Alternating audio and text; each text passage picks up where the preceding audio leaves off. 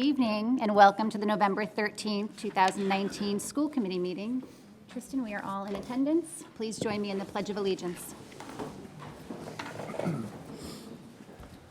I pledge allegiance to the flag of the United States of America and to the republic for which it stands, one nation, under God, indivisible, with liberty and justice for all. Thank you.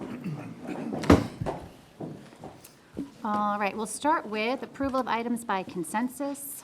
We have a motion for the approval of minutes, October 23rd, 2019.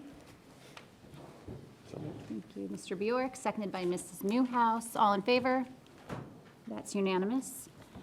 And then we have an approval of donation request, American Heart Association CPR in Schools training kits. You have a flyer in your package. Do you want to say anything specific about this? Just thank you. I'll just draw your attention to this. This is from Ms. Laura Stinson, our pre-K-12 health and PE liaison here in Wilmington, and so pleased to be able to bring this to you for your hopeful acceptance of CPR kits. Amounts to $3,000, as you can see in the memo from Charles River Laboratories. And the intention, as I understand it, is to use these as part of the physical and health education classes. And so certainly a great asset, and with kindness is certainly extended to Charles River Laboratories for what this will help provide our students and our schools. Excellent. Do we have a motion for approval of donation request? Yes. Well, can we do the motions first and then we'll discuss? Sure. Mr. Fennelly, seconded by Mr. Ragsdale. Discussion. Quick question. I know that there was previous discussion with regards to training classes at the schools for the interested staff members. Do we do that currently, or is that something that we might consider doing in the future? It's a good question. One I don't have specific answer to. Does anyone, Christine, might you know, or we can come back to that if we need to? No, she offers stuff that we do in CPR is usually offered to staff. Okay. I can get more specifics if you like, but okay. Thank you I've seen others shaking hands already. Thank you. Okay. Thank you. All right, we have a motion and a second. All in favor of accepting the donation? That is unanimous. Thank you very much. Next, we have warrants. G406, G407, R208, 209, 210, L25, 26, 27, 28, 29, 30, 31, 32, FS9, and FS10. Is there a motion? Thank you, Mrs. Newhouse, seconded by Mr. Samaha. All in favor? That is unanimous. We have payroll ending 11/6/19. Thank you, Mrs. Burns, seconded by Mr. Bjork. All in favor? That's unanimous. Warrant CB01 and CB02. Motion, thank you, Mr. Samaha, seconded by Mrs. Newhouse. All in favor? That is 2 abstentions. And we have warrants SPED 05, SPED 06, SPED 07, SPED 08, and SPED 09. Is there a motion? Mr. Samaha, seconded by Mr. Fennelly. All in favor? And that is 3 abstentions. All right, thank you so much. Moving right on along, we have our student representative reports. Always the most fun of our meetings. Thank you. And first we have our high school representative, Angeline. You want to come on up?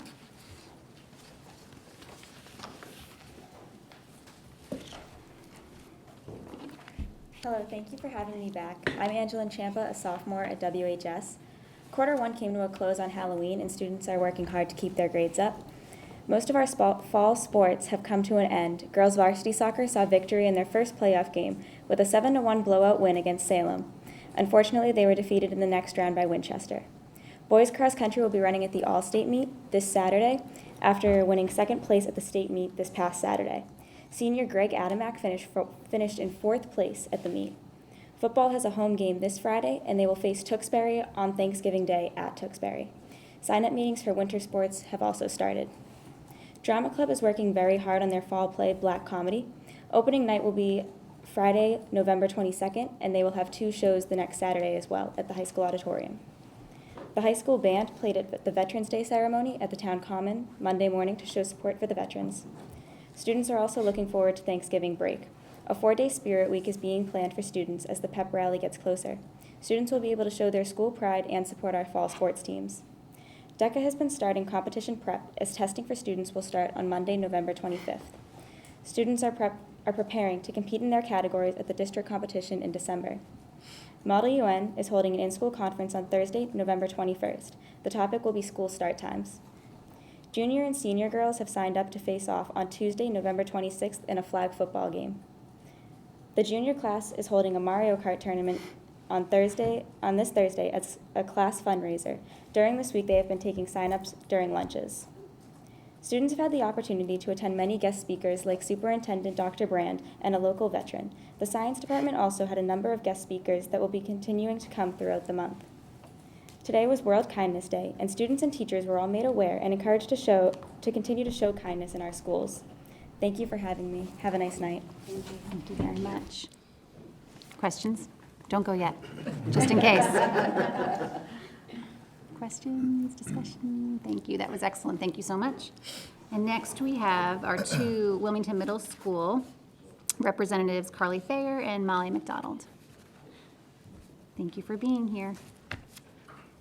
Hi, my name is Molly McDonald. Thank you for having here. A couple weeks ago, the middle school had its Halloween dance. It was a great success and lots of fun for students among all grades. 400 to 500 students attended the dance. Hi, I'm Carly Thayer. Last week, WMS took place in the Anti-Bullying Week to support October as Anti-Bullying Month. Many students and staff dressed accordingly to the dress code to show their support. This Friday, WMS is having a Red Friday. Red stands for Remember Everyone Deployed. Staff and students are asked to wear red and show their support. On Tuesday, November 26th, 8th graders will have a chance to watch or participate in a basketball game versus the staff. 8th graders are bringing their A game and ready to win. Thank you for having us. Have a good night. Thank you for having Thank you for being here. You're good? All right, and that brings us to our superintendent's report, Dr. Brand.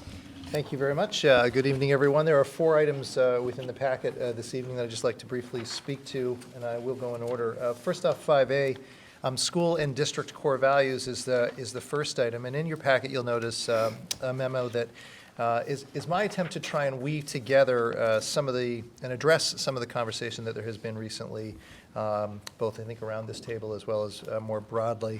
As it relates to this place that we find ourselves as a district with the recent development through the strategic plan of our new Wildcat Circle of Values. Circle is, of course, the acronym for community inclusivity, respect, collaboration, learning, and engagement. The reality for us as a district, as I've also come to realize, is that there's been a lot of foundational work, I suppose, if you might say, at our elementary levels in particular around the development of values through the PBIS program. And while not terribly well versed in PBIS prior to my joining the district, what I have come to learn is that part of this foundational work is really around value setting and how that can be and needs to be an important part of the respective work that goes on with staff and the community at each school. So this memo tries to sort of align these two aspects, both the district's core values recently developed and in most cases, the existing values at the building level. It's not a perfect alignment. Certainly that's to be noted. Also, what's to be noted in here, and I noticed, and with apologies that it did not get included, it was with intent to include it, and that is an overview of the high school's newly refined values that really are the Wildcat Circle of Values. And so in talking with Ms. Peters, there is that alignment there. So the memo tries to align this to try and draw comparisons, if you will, between the Circle of Values and what's in existence right now at the schools. I think the final piece to note, and this is through conversations with both Ms. Murray, Ms. Brown-LeGrand, as well as our principals, is that the challenging thing, if you will, in part, is that a lot of the work and a lot of the lesson development at the individual school levels has centered around these values. And so I know that there's been some discussion around should we just sort of wipe the slate clean, if you will, and put into place the circle of values. I think there are two aspects to that make it challenging.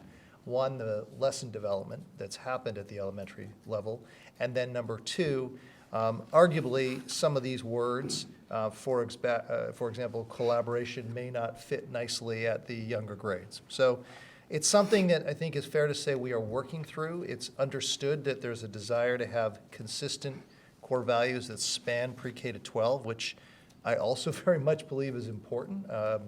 I think especially when you're talking about core values as a centerpiece for the development of students, it's nice to have continuity for them as well too. So I guess I would say this is a work in progress. This is an effort to try and provide some degree of insight around the alignment. And with that, I'm happy to take questions that folks may have. Mr. Ragsdale. One thing that I noticed looking through the different schools with their individual core values, and it doesn't quite go as much to the specific issue of the schools versus the larger district values.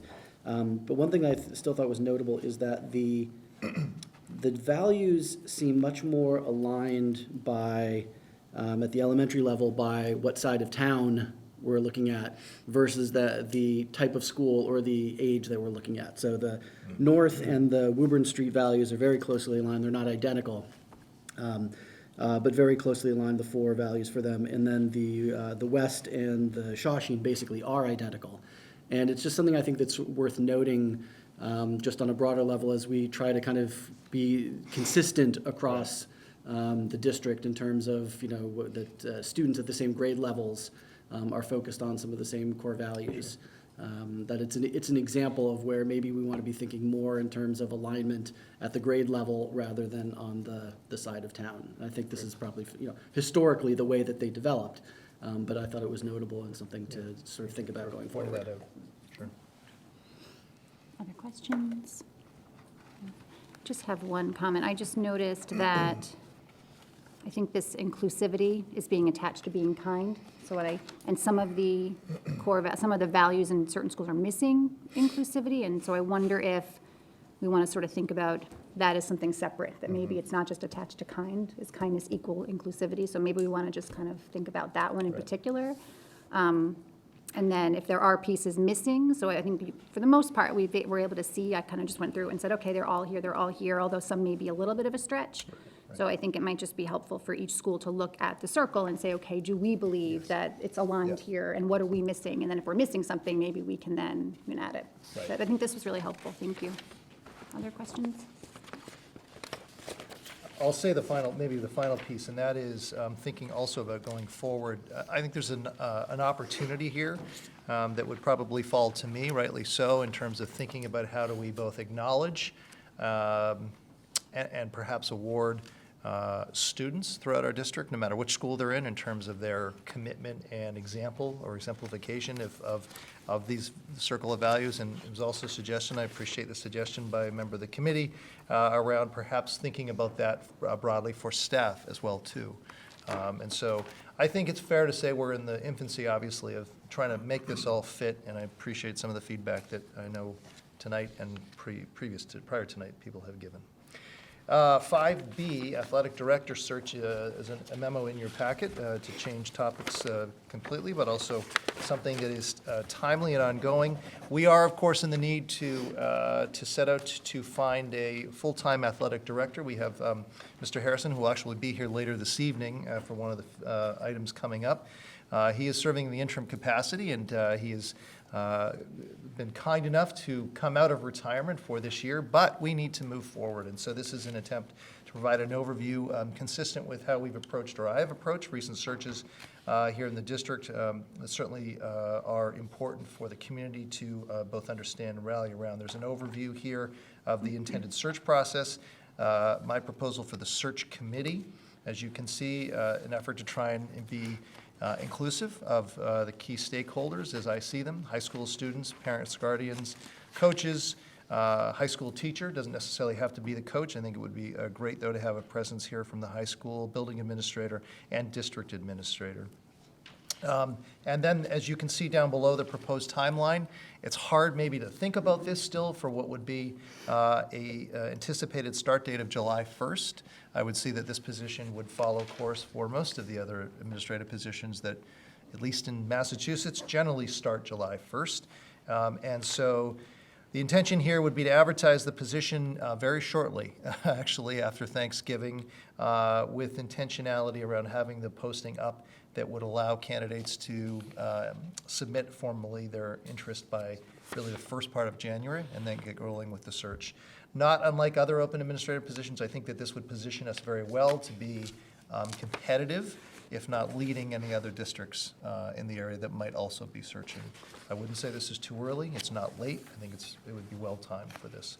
So happy to take any feedback that you might have, and in particular, anybody that you, or group that you thought perhaps might be missing from representation on the search committee.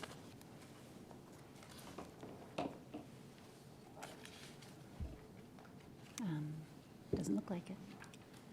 Good. Oh, Mr. Samaha. Well, I was looking through on the third page, it talks about a survey, and this is just sort of a general thing, just about how it gets publicized, surveys, not just for this, but for anything in general. Sure. Sure. There isn't a great response rate Yeah. in the community on surveys, and I just want to put it out there. Is there a better way that we could be doing surveys to get more people to respond to them? You know, because I know that there are probably a lot of people who would like to have some input into this, into what a perfect athletic director would be, but they might not know about the survey, or it might be too late, or Well, whatever. so there's a couple of things. It's a great question, and thank you. So, and I mean, I think one of the examples that I have seen that would be a fallback for reaching out to parents, guardians would be through Booster, for parents who have children involved. We have, as I've come to understand, multiple Booster, or not just one central one. So that takes a little bit more effort, but that's one channel, certainly through teams that are up and running and coaches respectively. I think it just requires blanketing it in a different way that try to be as complete as we can and bring attention to it.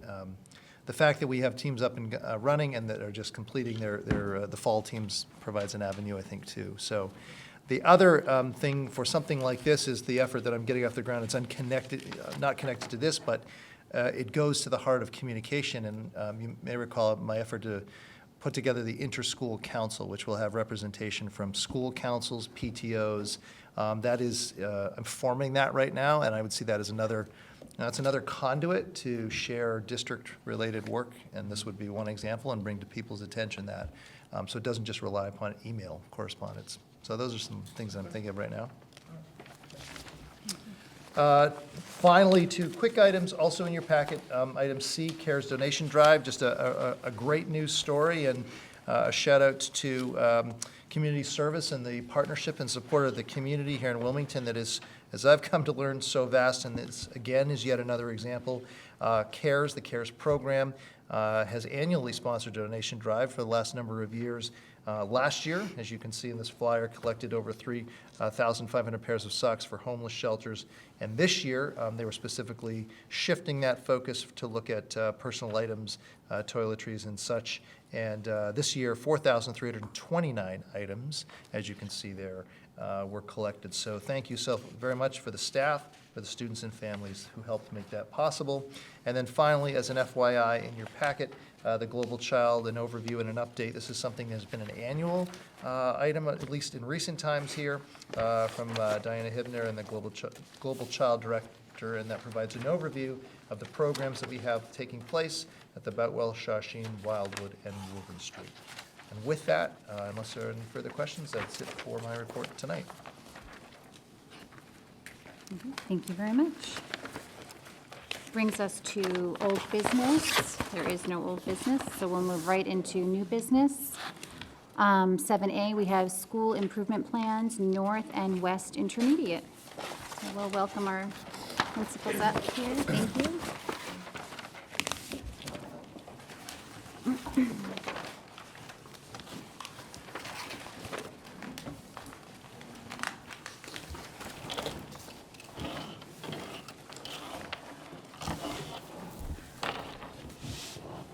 Start. Green means go. Tech savvy. Thank you for having us here tonight.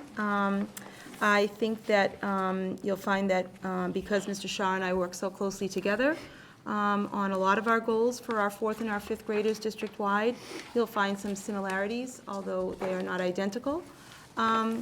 We wanted to start off by giving you a little bit of an update of sort of how we are doing and how we worked on our goals for this past year. So for our update, we had, certainly 4 categories around social emotional learning, literacy instruction, math interventions, as well as family and community engagement. So we gave you a few highlights at the North of how we did with our social emotional learning goal. And we definitely made a commitment as a PBIS team to hold 3 all-school community meetings last year, and we held to that commitment, and they were quite successful to have celebrations and successes of both students and staff recognized. And also, in addition to that, we had a school-wide read at the beginning of the school year, a book by Peter Reynolds, The Word Collector, and we made it very clear to students and staff that we chose that book because we really wanted to focus on language and the words that we choose wisely to use with one another and to interact with one another, and that words matter. So that was a very important read that teachers were able to refer back to throughout the year. Continuing on with regard to literacy, we followed all of the action steps in our plan around our TLA coaching, which was job-embedded coaching.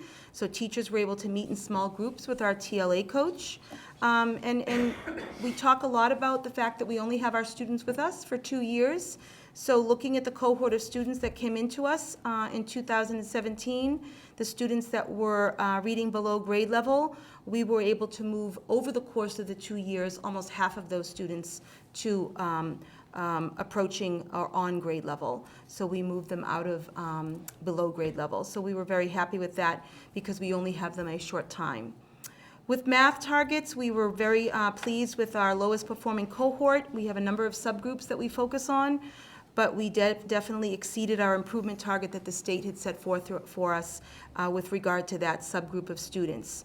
Also, we demonstrated high growth for all of our subgroups. So all students at the North in each subgroup demonstrated high growth. And for many of you who know that there are varying degrees of growth for the state to recognize us, there's low growth, there's moderate growth, and there's high growth. So we were pleased with our math results in that aspect.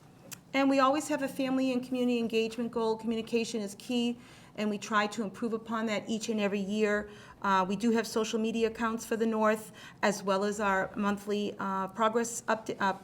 monthly updates for families. But we also have a Twitter page, and we added a Twitter counselor page for our NIS counselor, and she's increased awareness around social emotional topics and different articles sharing with parents. We also had one teacher who piloted Class Dojo, and I don't know if some of you have heard of that. That's a way to communicate with lots of families. It's actually an app on the phone for parents. Some schools do it school-wide, but we're hoping to have that teacher share back with our whole staff how she used it to communicate with parents and keep parents in the loop from photographs and updates throughout the day on special projects. So that was last year with regard to our goals. So you'll find our goals very similar, as I mentioned, but at the North, we are focusing and are very excited about the implementation of our new science program, Pearson Elevate.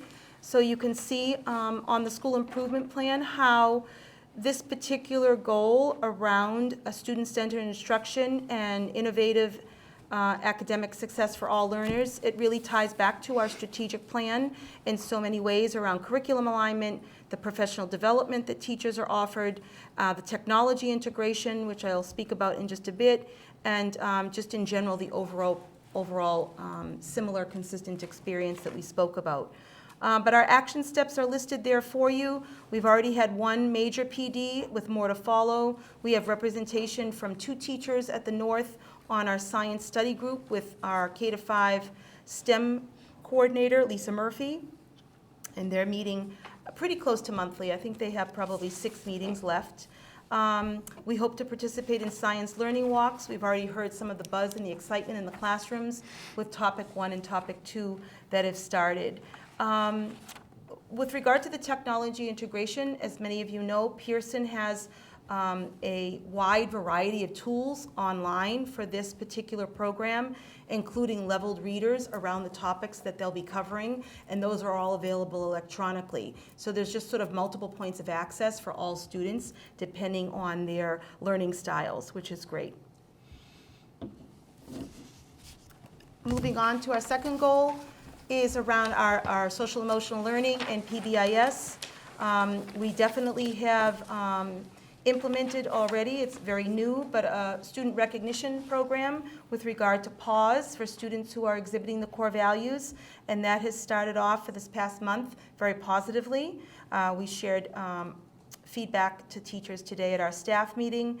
We are also planning to talk about that sort of side of town alignment. We are planning on meeting with our counterparts at the Wildwood and the Woburn Street in January to share our information around our all-school community meetings, around our core values, and just general progress on our PBIS team, so we can sort of be aligned, so that it's not completely new when students enter our building, that there's some sort of cohesive travel plan as the kids come up from the Wildwood and the Woburn Street.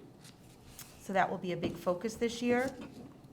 And then our last goal revolves around sort of including everyone within the school community and continuing those partnerships, whether it's with WCTV, whether it's with our sister school at the West on our literacy nights. And it's just a way of keeping everybody in the loop and having everybody feel included. A number of assemblies coming up, sponsored by the Northside PAC. They're very generous to the schools, and they help us support all of these initiatives. Thank you very much. Questions, comments? Mrs. Burns? I just actually had only one comment as it pertains to Objective 2. Foster the well-being of each child to achieve social, emotional, academic success. I was just wondering if you would consider adding the word diversity, foster the well-being and diversity of each child to achieve social, emotional, and academic success. I think diversity and who these children are and the diverse learners that we do have. I wanted to offer it to you as something that if you want to consider. Because I think that really, in learning more about it over the last week, learned so much that how each child identifies, I think works towards their social, emotional, and academic growth. I just thought. If they're seen as a unique Well, but they are, individual. each, they're, but they identify differently as individuals, and I think we've talked about, too, diverse learners and reaching to diverse learners, and it's how these students identify themselves in their world, which I think speaks to their social health, emotional health, and academic well-being. I just bring that up and didn't know if that would be something you'd consider. All right, thank you. You're welcome. Other comments, discussion, questions? Okay, thank you. Okay, so this happens every year, because I go after Christine, and she's basically said almost everything that I'm going to say, so I'm going Gotta go to. first one here. I've asked, but I don't get that leverage, you know what I mean? So, okay, but let me start out with, you got it, Christine? No, that one, got Yep, it. that 1 hour right there. All right, let me go to my, Progress. yeah, the summary of the goals, yep, okay. See a second here. Okay, so the summary of goals from last year, not to read everything to you, it's up here, but, you know, raising the performance level of the targeted high needs cohort was a goal we were all working towards, you know, our at-risk students, for lack of a better term, but we were fortunate this past year, we did meet or exceed the targets in both ELA and math this past year with that cohort of students in both growth and achievement, so that was, I can't put my finger on what worked and what didn't work, but we did a lot of hard work, and the hard work paid off, so that's strong to leave that right there. And I do have one thing to say when they talk about, you know, that, you know, we reached that target, so we're a school that doesn't need any kind of support. Everybody needs support, you know what I mean? So that's just, I'm just putting that out there. And the strategies that we did use, You know, we made it a point we're replicating them again this year. So hopefully we can kind of, you know, come up with a magic formula that has some staying power. We had the balanced literacy program last year, this year, still ongoing. There's TLA coming in for job embedded coaching in different areas. That's been taking place over the years. People are grasping it at different levels, but it's moving forward. It's moving forward as it should be. It's a district initiative, and we are committed to it.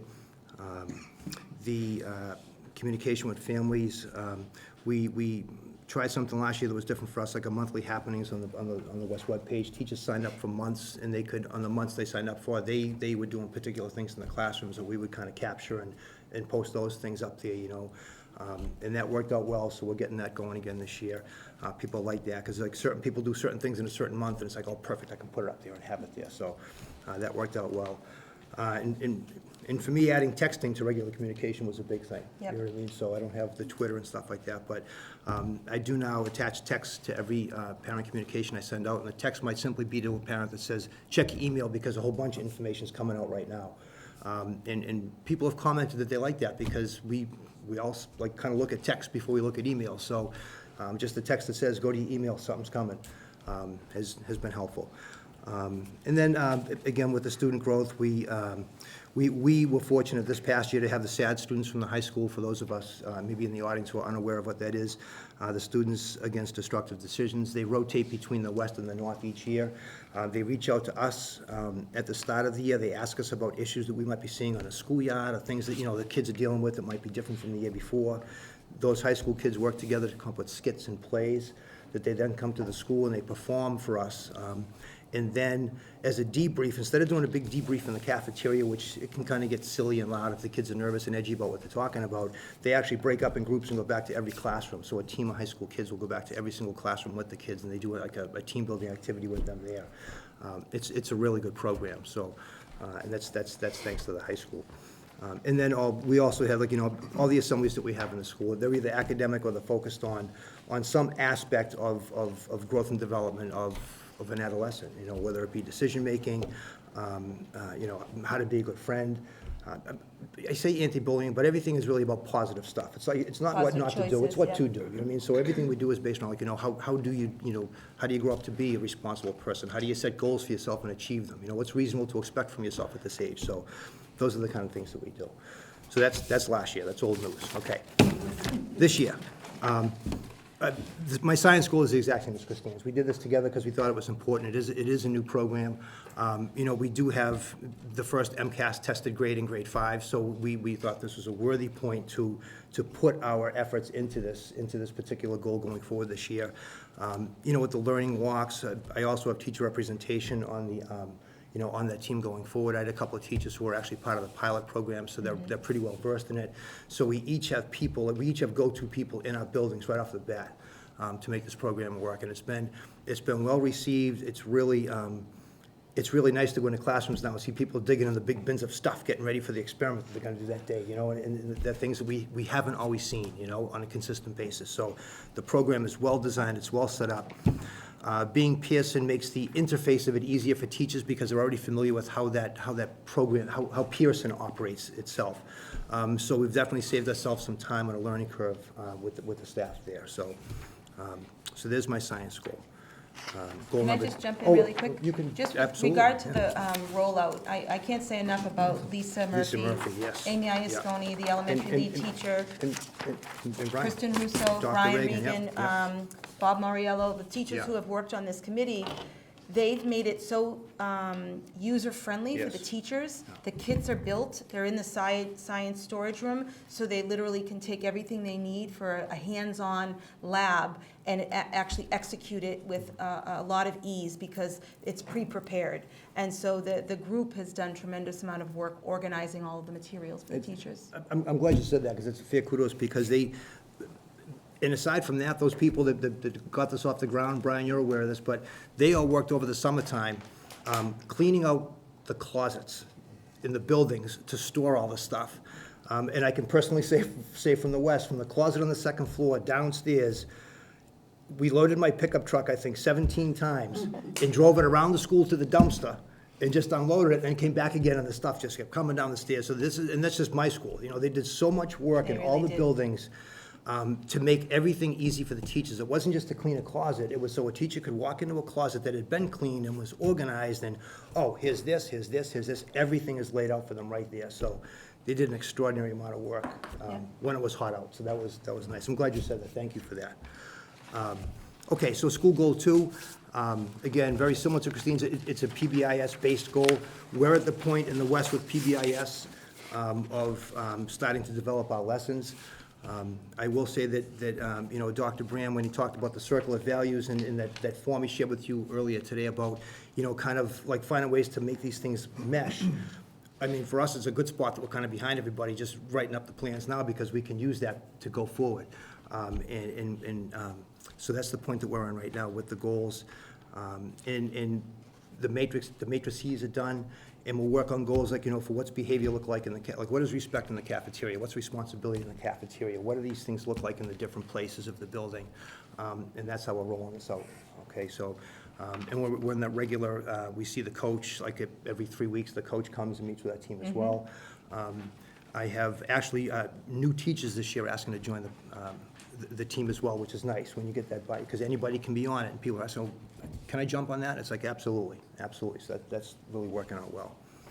And then goal 3, and again, these are goals that we've always had. There's nothing incredibly different here, about working to positively affect the social growth and development of all the students.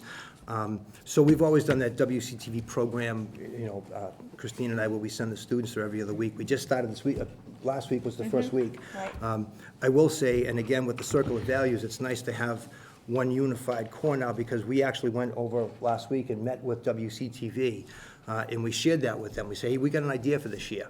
Here's the core of, here's the new circle of values that's district-wide. It's not just a North thing, it's not a West thing, it's not an intermediate thing, it's district-wide, K-12. And we want you to work with the kids on maybe the kids developing like little, you know, public service announcements and stuff like that, or little skits or whatever, based on the circle of values, so that we can all take these back to our buildings, put them up on the TV screens. They can maybe, you know, have links on the websites.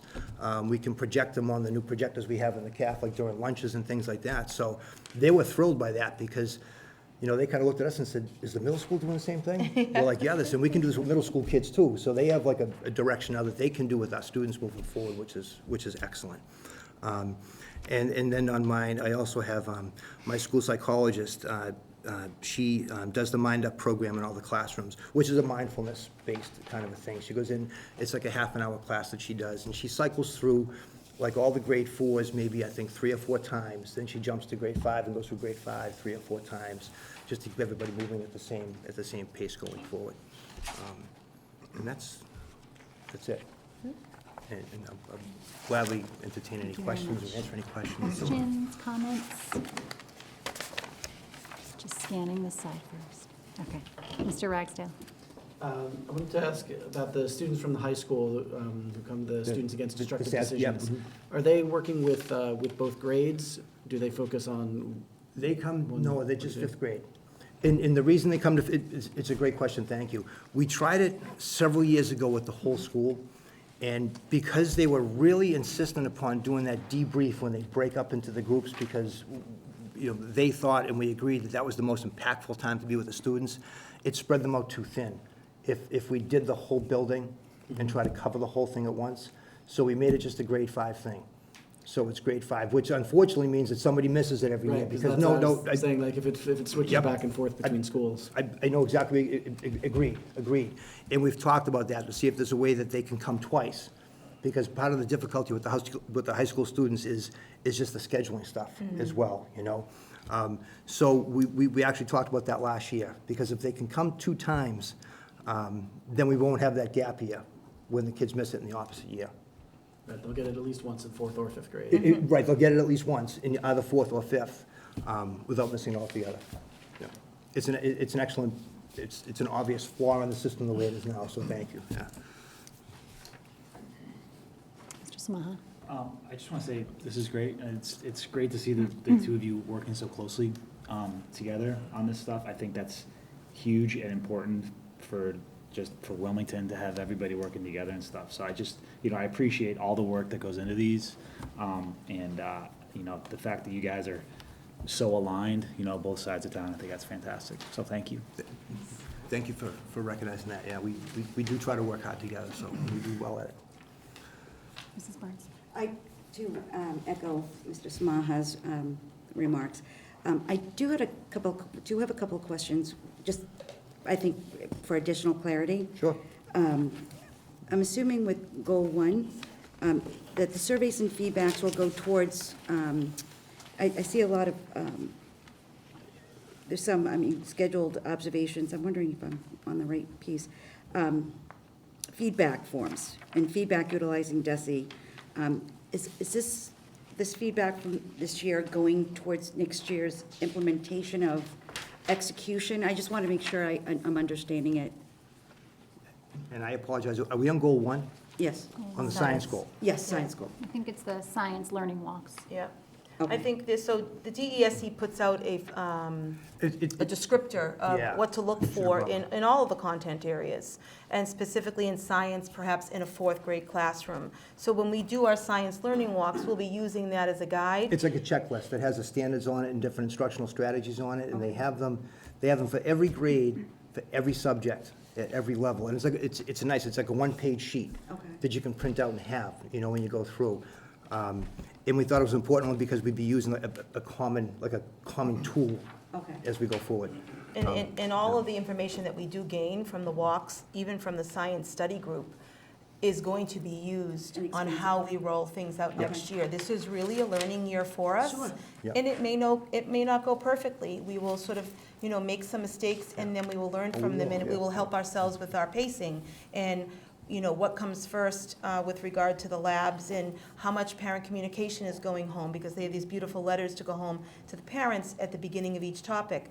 Are we doing that consistently? So we're going to use all of that feedback to sort of, It's all about learning, and right? improving it for the next year. I'll learn. On both ends. Yeah, right, no, exactly, well, that's what I, Teachers and yeah, kids, yeah, exactly. absolutely, exactly. yep. On Goal 2, I have the same suggestion about adding diversity. I was looking for feedback from the both of you, only because I just didn't know what your thoughts were. I'm not one to impose my wants, but I said that language, adding the word diversity after well-being. And if that doesn't work, that's fine. I just wasn't sure what your thoughts were, both of yours, because I think the goals are solid, and I just was just tweaking it, but that's, certainly up to your discretion. The thing with Goal 2, I just had a quick question with regards to the engagement of the students. I see that, you'll have hallway displays and lesson plans, but how do you have the kids do the action and show? Do you have an incentive plan at the West yet? That's what we're working on. That's Oh, part of it. okay. Yeah, I'm yeah. sorry, forgive me. No, it's okay, because we used to have the Pride program years ago. Right. Right, and we I- shifted away from that when we moved towards PBIS, because it obviously changed the values, it changed how you earn that, it changed what's recognized and what it meant when you were recognized for it. So Okay. we're looking at not totally ditching that, but how do we make the two things work together? So that's part of what the work is that's going on now on the PBIS teams. Okay, in the so do you background. think that you might have something in place by next year or the end of this year? Oh, by or- the end of this year, for sure. Okay, oh, great, Yeah, okay, yep. all right. Some kind of system of recognition where it might be, drawing the cards out of a jar that have been accumulated over the course of a week, and whoever gets picked gets to go to the school store and go shopping for $2 because the card is worth that. There's all these different ideas that we have that we've had in place before, and we're trying to make the two worlds kind of mesh together nicely. Perfect. And I know that you spoke to, on Goal 3 with regards to culture of inclusion and community outreach to parents and such, so I just, I didn't, and it's just me, I didn't see it clearly in the goals, but knowing that you've stated that it's a part of these goals going forth, and I think I'm good. I just wanted to make sure that, because communication's always been one of the most difficult things to tackle for, I think, course. every school, to get the words out on new and upcoming things And and what we're doing. feedback and things of that sort. Awesome. So I thank you very much for both of your work and your goals this year. Thanks. Thank you. You're welcome. Other comments, questions? I just have one question. Mrs. Burns, can you just tell me where you're suggesting the addition of diversity? I'm not sure I know Goal exactly. 2, and this is, I was looking for feedback. Goal 2 reads, deliver innovative, Goal 1, foster the well-being of each child to achieve social and emotional and academic success. So I thought that adding the word diversity after well-being, foster the well-being and diversity of each child to achieve social, emotional, academic success might be a well-rounded goal. But again, I defer to Brian, a piece. What's Brian, Of course you can, yeah. I wanted to just make a note that that line where you're suggesting the language isn't actually their line, fine. that's the district strategic plan, so. That's what I thought. Okay. Well, I'm not saying. No, thank you for bringing it But up. it's beyond the north and the west, so it would come from that district All plan. And right. if we wanted to make a change, it would be at that level as opposed to the building level. I was just Very trying good. to Thank you for identify that what it was. clarification. It's Thank helpful. you. And I just have, no, you go ahead.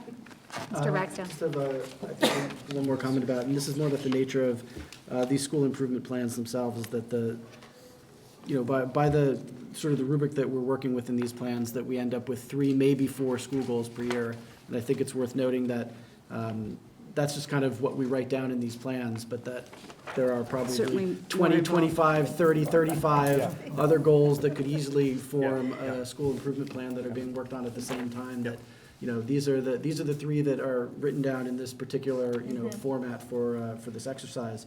But that there's so much more that you all and the other principals are working on at the same time, that could have just formed, you could come up with 10 different school improvement plans with 3 separate goals in each of them, and they would all be worthy. I think that these are good choices, but I want to acknowledge all the other work that's happening at the same time, that these are being the focus of the plan itself. Thank you for that, because that is what happens. You've got a whole list to pick from, and so we kind of look at it and say, okay, which ones do we want, like, to go public with? You know what I mean? Like, can go public with it so we can be held accountable for it publicly, and that's how we kind of work it through. But you're right. This is all we do. That'd be nice, yeah. You make a good point, because, we have our own professional practice goals Yeah. that we work with Dr. Brand on, and we have our own student learning goals that we want to make an impact on with our leadership at the school building. So those are all going on behind the scenes as well, besides the school improvement plan goals. So thank you. Thank you all. I just have one more question, I'm so sorry. Sure. And the participate in science learning walks, do classroom teachers participate in that too? I don't see them listed there. We are working to arrange that. It's tricky with coverages and stuff like that, but Sure. that's, our goal would be to be able to have teachers see teachers teach. Would be great, yeah. Yeah, it's one thing for us as administrators to see it. It's a whole different thing when we can get teachers to walk into their colleagues' rooms. Yeah. And even to do that without us. Yep. So they can go in there without the, like administration, so to speak, and the teachers can go in there and just arrange coverage so they can go in and watch each other teach.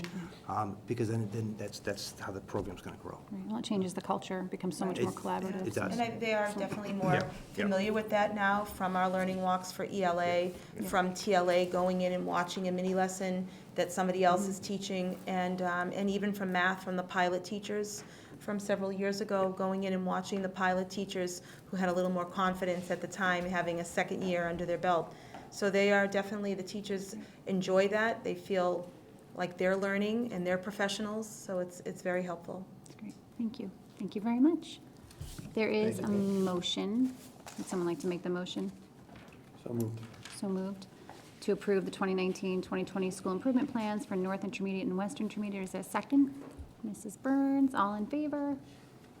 That's unanimous. Thank you both for being here. We appreciate it. Okay. Okay. Oh, sorry. I know, we're still getting used to that. It's a little strange for us. Thank you. 7B, we have Walker report. Dr. Brand? Sure, thank you, and I'll ask Alice and our guest speaker to come forward if they would. During the CPR process, the coordinated program review during the 2017 school year, that the district most recently participated in, one of the resulting requirements that members of this committee might recall is that our district was in a position of having to embark upon a review of our special education programs. This could have been through an internal or external review. And that finding came from the fact that through that coordinated program review, our programs and services within the district had not been regularly reviewed to the degree that they should have been. Therefore, not only was there a review of our services and the settings for students with disabilities, a necessary requirement for our compliance with the coordinated program review and our necessary steps forward, there were also, I think, an important piece to note, a parallel line of more deeply exploring this important area of our district. During my entry to Wilmington Public Schools a year ago, as this committee will recall, one of the prominent areas of concern that I had heard continuously from many stakeholders throughout our community was with our various programs and services within the Department of Student Support Services. Through my conversations last year with Alice Brown-LeGrand, our Director of Student Support Services, who, I'll remind folks, was just in year 2 of her tenure in the role, it seemed clear to both of us that with the collective concerns, the best course of action for us was to pursue an external review by an independent third party. For both of us, still very new to our roles, of course, this seemed to be the most prudent course of action to take, and that is what we did. You'll recall that the recommendation to commission this report was brought before the Wilmington School Committee back in, I forget the exact date, but it was late winter, spring, and with your support, we moved forward to enlist the help of Walker, the Walker Institute. And tonight, I'll turn it over to Alice to introduce our guest who's going to present the summary of the findings of this report. Alice. Sure.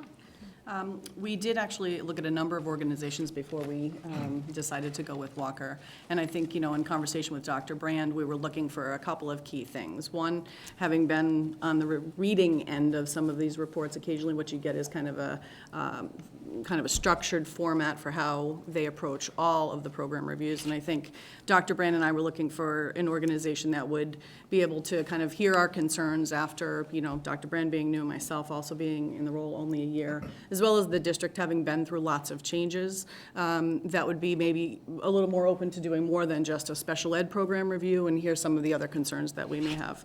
So I think, when we were initially looking, aside from Walker having an unbelievable reputation and John certainly also being in the role that I have been in for a long period of time, which was important, I think. I think the big key piece for us was that the report could be tailored to kind of address the things that we knew were concerns for us, as well as the process kind of unfolded and the interviews took place and the data was collected for them to identify things that maybe they also needed to pursue further, versus it just kind of be going in where we're hitting these 3 things, and that might be all. Some of the flexibility in terms of what we asked Walker to look at as well as what came up, which he'll talk about in a second, had to do with things outside the special education process, like some of our tiered interventions. One of the things that we did decide to add in was a survey for parents, which isn't always typically done as part of these. In the last couple of days, I've gotten some feedback that it's unclear whether or not parents have gotten that via email or not. It was posted for about 5 weeks on our website, but given the feedback and my concern that parents felt like they didn't have a voice in this, I did ask John if it's possible to reopen that and leave it open for a month and have or however long we decide, and have parents kind of give feedback as well as then somehow have that incorporated into the report, which John can talk about in a second if he wants to add in. I think that Walker, if people are not familiar with the Walker organization, they provide extensive services for students that have special needs. So they have programming in terms of school programming for students. They have some residential components. They provide external supports, consulting supports to school districts. And for me, in conversation with John is kind of really why I wanted to go with Walker. I think he has a very good understanding of this role, what it's like to be in a school district, the challenges that everybody faces being in a school district, not only implementing the state expectations and regulations, but also the reality of working within the confines of a budget and having students that have varying needs and what that looks like. So for me, it was about John, as well as Walker as a whole. So I'll turn it over to John. Thank you so much. So Chairperson Bryson and Dr. Brand and members of the committee and members of the staff are here and parents and other people from the community. It's a pleasure to be here tonight. I just wanted to say a few things about Walker, so help you sort of understand why the summary, why our report is the way it is, and Alice has explained a couple of those things already. So I started my career in special education 50 years ago, and when I graduated from college in 1970. Since then, I've been a teacher and a principal, public school and private school teacher, public and private school principal, assistant superintendent in the Boston Public Schools for special education and student services, court-appointed monitor of schools in a distressed, very large district, and ombudsman, special education ombudsman, working very closely with the parents of a very small, wealthy district in another state. So I've had the honor and opportunity to spend my entire career dedicated to children with disabilities in the public sector, in public schools mainly. I'm maybe in the last decade of my career. However, I say that maybe because I have an 8-year-old son who's a 4th grader in the Boston Public Schools. And so I'm not going anywhere very fast, at least not until he gets into college. I am the director of consulting at Walker, which means it's my group that works not within Walker, but uses the expertise that has been developed at Walker. And we work closely with public school districts. So I don't spend any of my time in the programs at Walker. I spend all of my time in public schools, and I have about 15 people in the consulting group from all different backgrounds, most of us public school parents, in addition to being consultants, which I think that part of us has added a feature of reality to our work. That is, I mean, the being public school parents part of it. I was so glad to hear Alice describe a distinction that we have worked very hard at Walker Consulting, and that is that we do not do boilerplate program evaluations. We enter into collaborative relationships with our client districts, and we develop both what we're looking at and how we're looking at it with our client districts.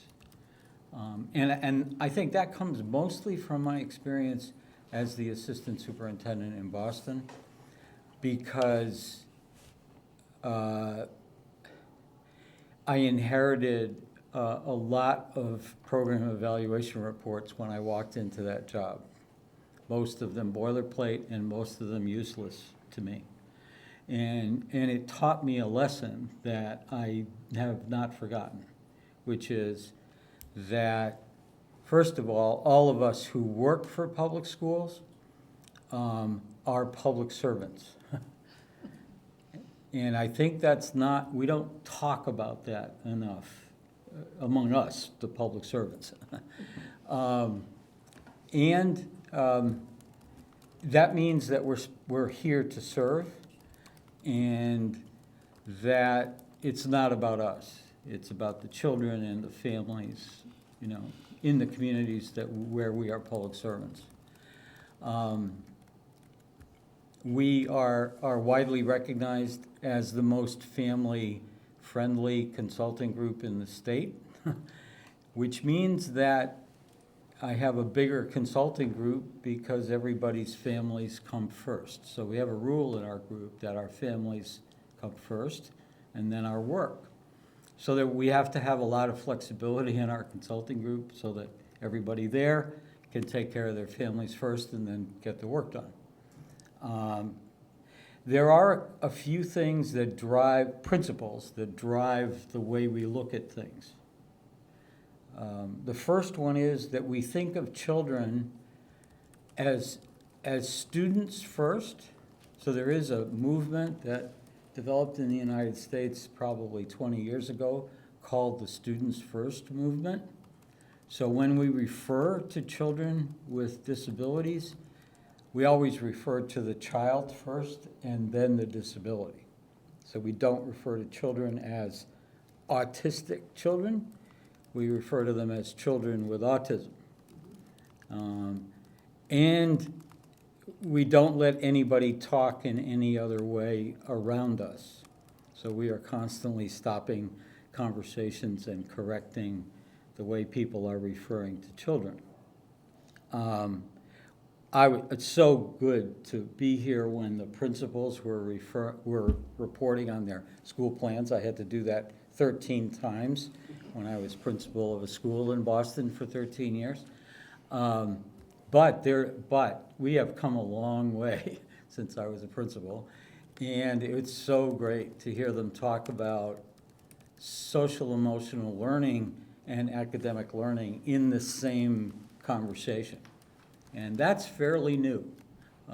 If you've been on the school board for any amount of time, you know that it wasn't even a decade ago when we never talked about social emotional learning. It was all about academics.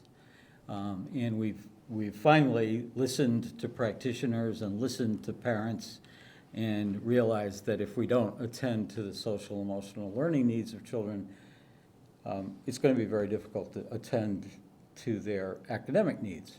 And in fact, the children bring their whole self to school every day. They don't leave their social emotional self at home and bring their academic self to school. They bring their whole self to school. And that's the way we're supposed to be treating them. So I applaud you're bringing up some issues that allow people to think in a holistic way about the kids. Secondly, for children with disabilities, the work in public schools is about not just access, but success. So it's not good enough that children with disabilities now have access to public schools. They're supposed to be succeeding in school. So just being here now, I would guess, I looked around the room, I would guess there's no one in the room who's as old as I am, but when I became a teacher, whole categories of children with disabilities were not allowed in public schools. And by the way, back then, in the late 60s and early 70s, that included kids in wheelchairs, if you can imagine.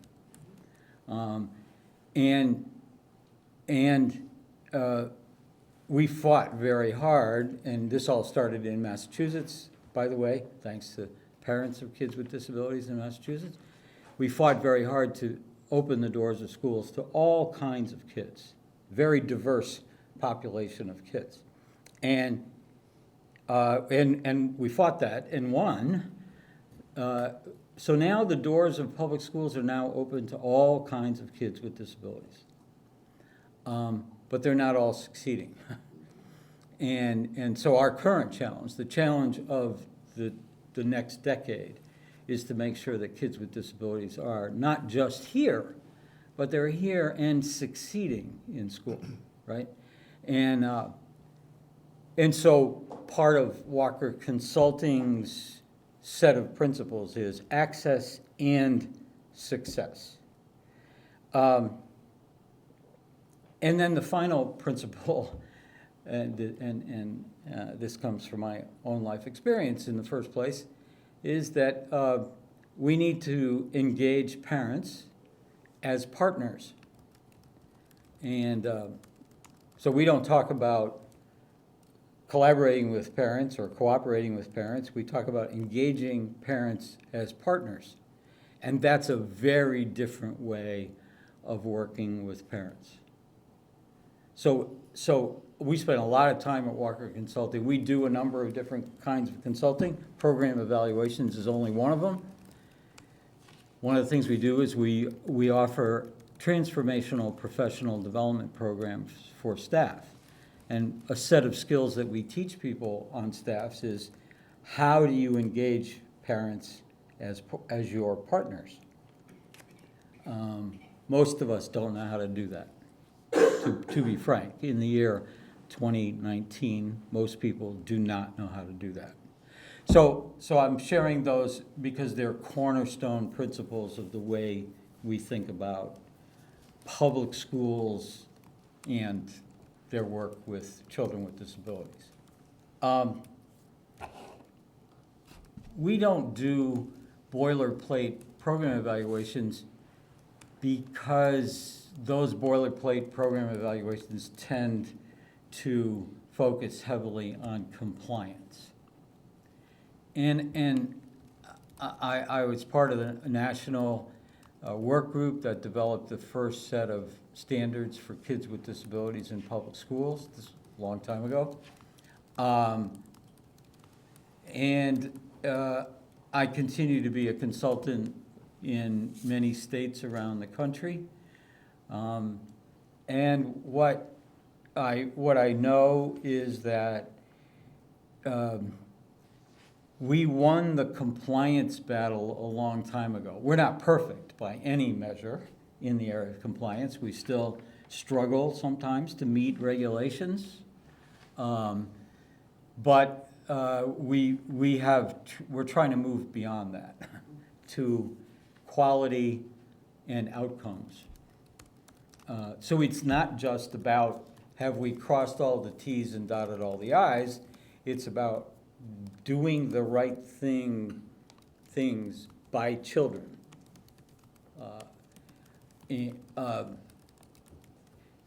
This is the best country in the world to be a child with disabilities or to be a family of children with disabilities. It's the best place in the world.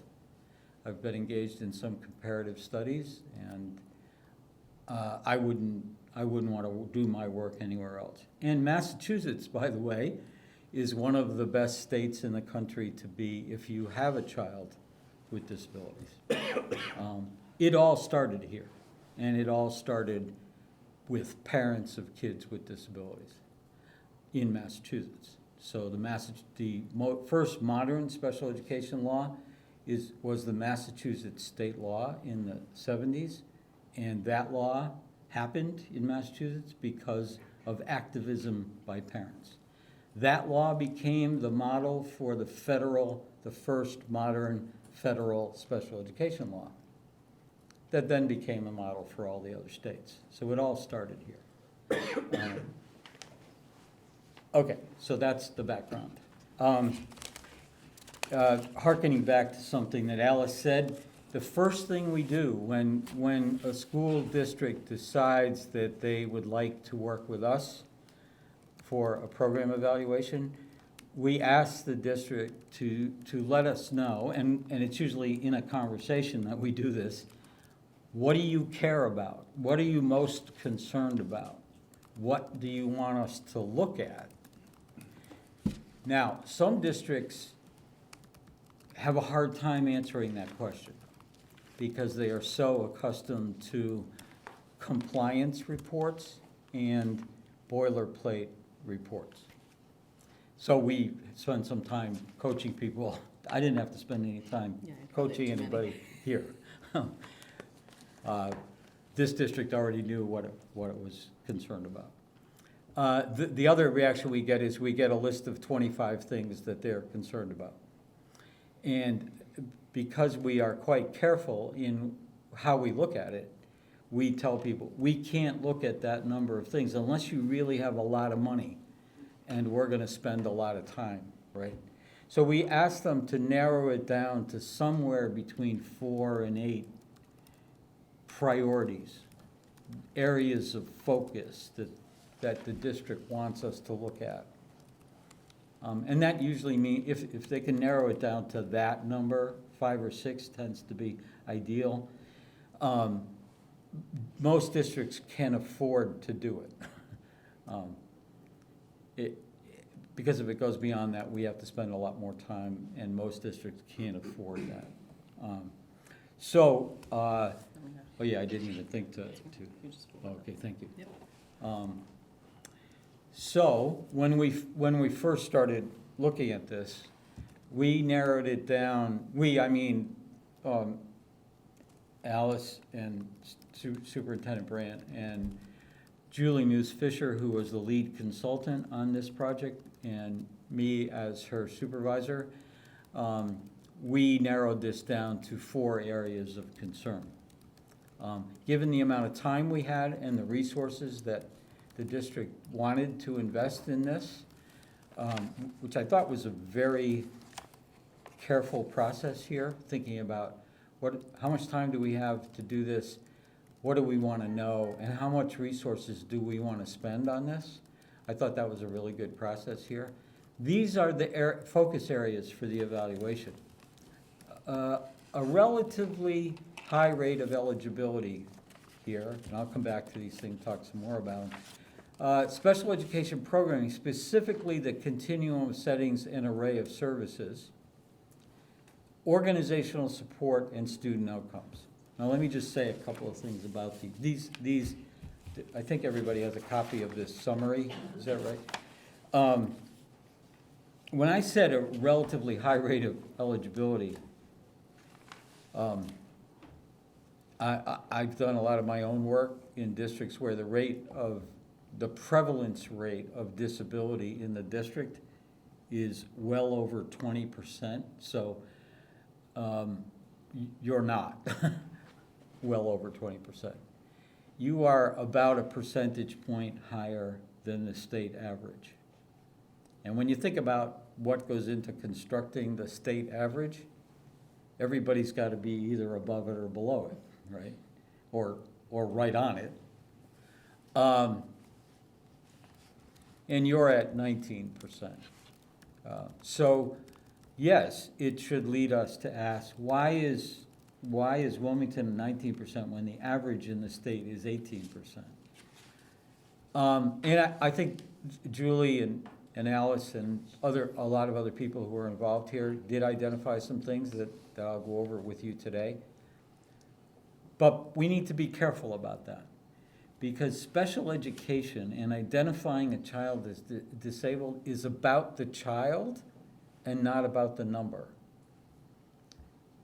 If 19% of your children actually have disabilities, then we're supposed to be serving them as children with disabilities. And the reason we call them children with disabilities and not special ed kids is that they are children first, or students first, and it is their disability that brings them their federally guaranteed rights.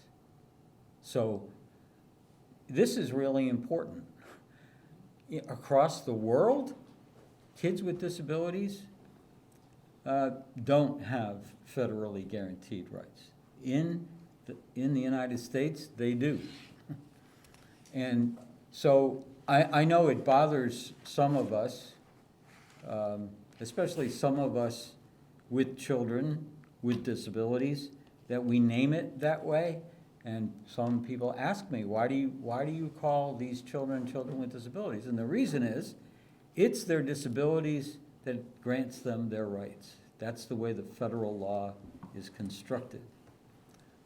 By the way, my son does not have a right to go to school in the United States. That's not a right in the United States. It's an obligation for most kids. So my child is obligated to go to school. He's required to go to school until school leaving age. He does not have a right to go to school. If he had a disability, however, he has a right to go to school. So there are only a couple of federally protected categories of kids who have a right to go to school, and having disabilities is one of those categories. So it's critically important that we not shy away from the idea that it's really important for us to be serving well children with disabilities. And so, come back to the high rate of eligibility. I'll go over some of the things that we found here. But as I said, it's about the children and not about the number. What I want to work on in my career is making sure that school districts are watching the prevalence rate very carefully. More important than that, watching how children get identified as kids with disabilities, and then what happens when they do. So it's not good, for the sake of it, to lower the number, all right? And it's not good to identify kids with disabilities who don't really have disabilities. It's much better to serve them in other ways, and this district has already started working on that in some pretty big ways, of serving kids who have needs but not disabilities. We'll get there. I did want, special education program, I referred to the continuum of settings and the array of services. That's what the federal law requires, by the way. Every school district, every public school district has to provide a continuum of settings for kids with disabilities and an array of services. There's a difference between those two things. This district has already well down this road. The continuum of settings means children have to have the opportunity, children with disabilities have to have the opportunity to be educated 100% with their non-disabled peers, if that's the right way to serve them. They need to have the opportunity to be what we call kind of lamely in general education, as if general education were really a place, right? So at the one end of the continuum, the child with disabilities is 100% of the time in general education. At the other end of the continuum, they are in residential treatment, hospital schools, or incarceration settings. That's really extreme settings. And everything in between. So it's not okay for a district to say, oh yeah, well those kinds of kids who have very significant needs, we send all of them out of our district. It's not acceptable.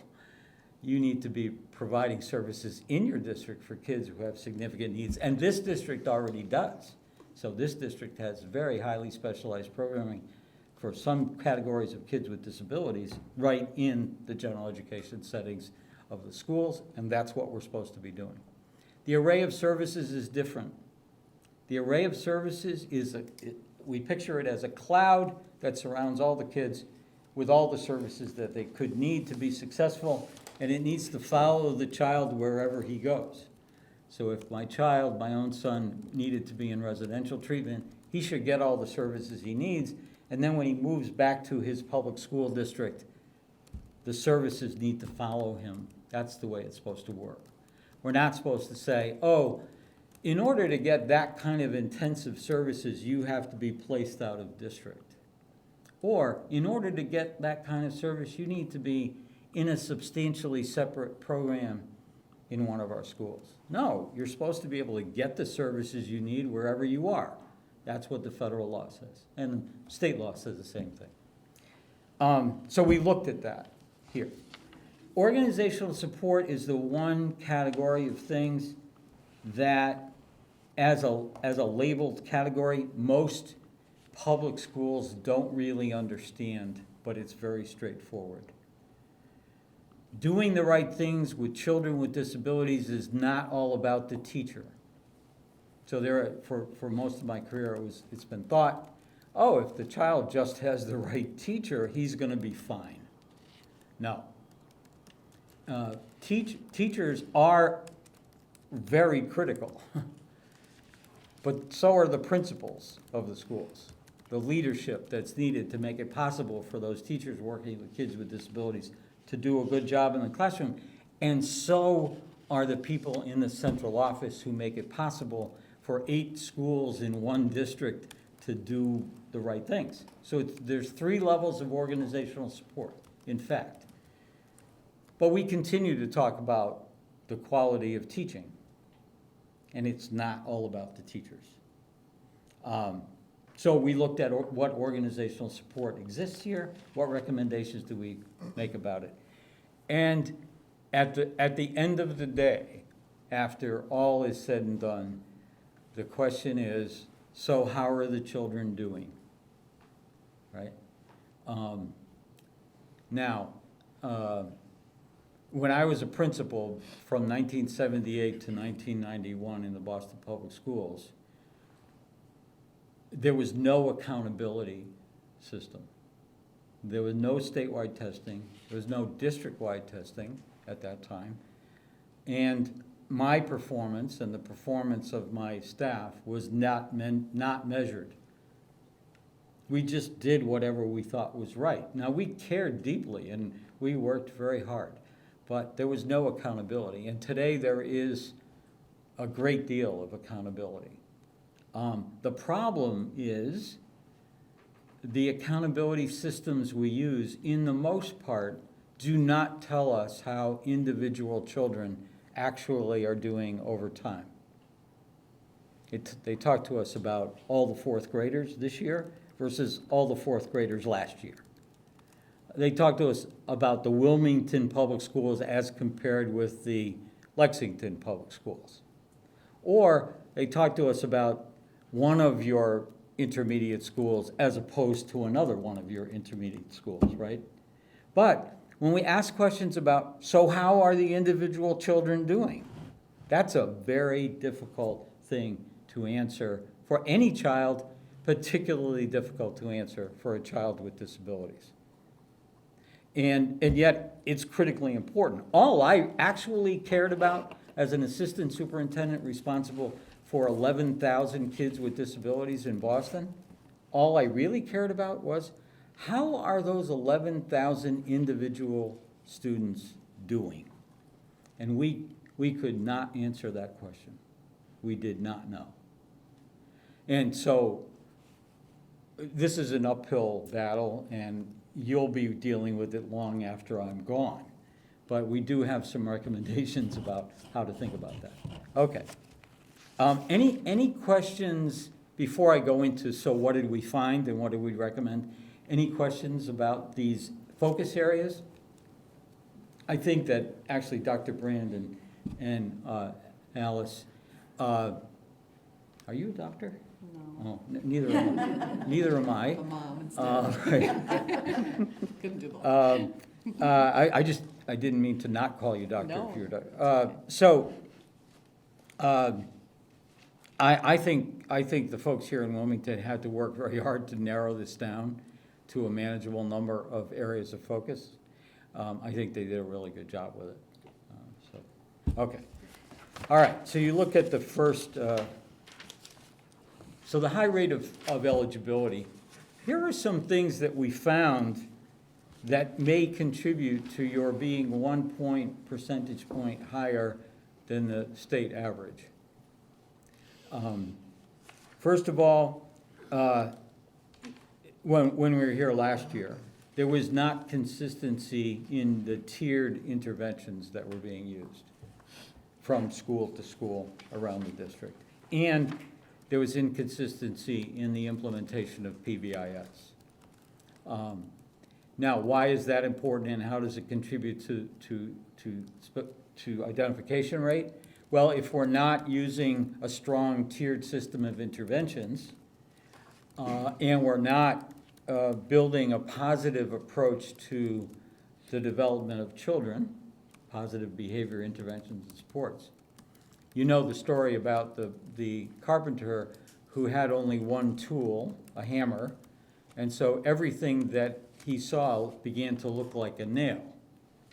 And that's what happens in special education. When special education is the only tool we have, everything begins to look like a disability. So even things that are not disabilities, we use special education to hit it, right? Now, you've moved already toward tiered systems of intervention and PBIS, and what we observed was it's inconsistent across the district. I heard talk from the presentations of the two principals that they're working together to try to work hard to make sure that at the intermediate school level, they're consistent. And then when Dr. Brand talked about pursuing the core values and wondering, is it possible to have core values be consistent from kindergarten through 12th grade, I think there's already an awareness of this lack of consistency here, but it's critically important. Secondly, inconsistent use of instructional support teams. So there are instructional support teams here. Instructional support teams are supposed to be a general education structure and process, not a special education process. It's not supposed to be the first step in the special ed process.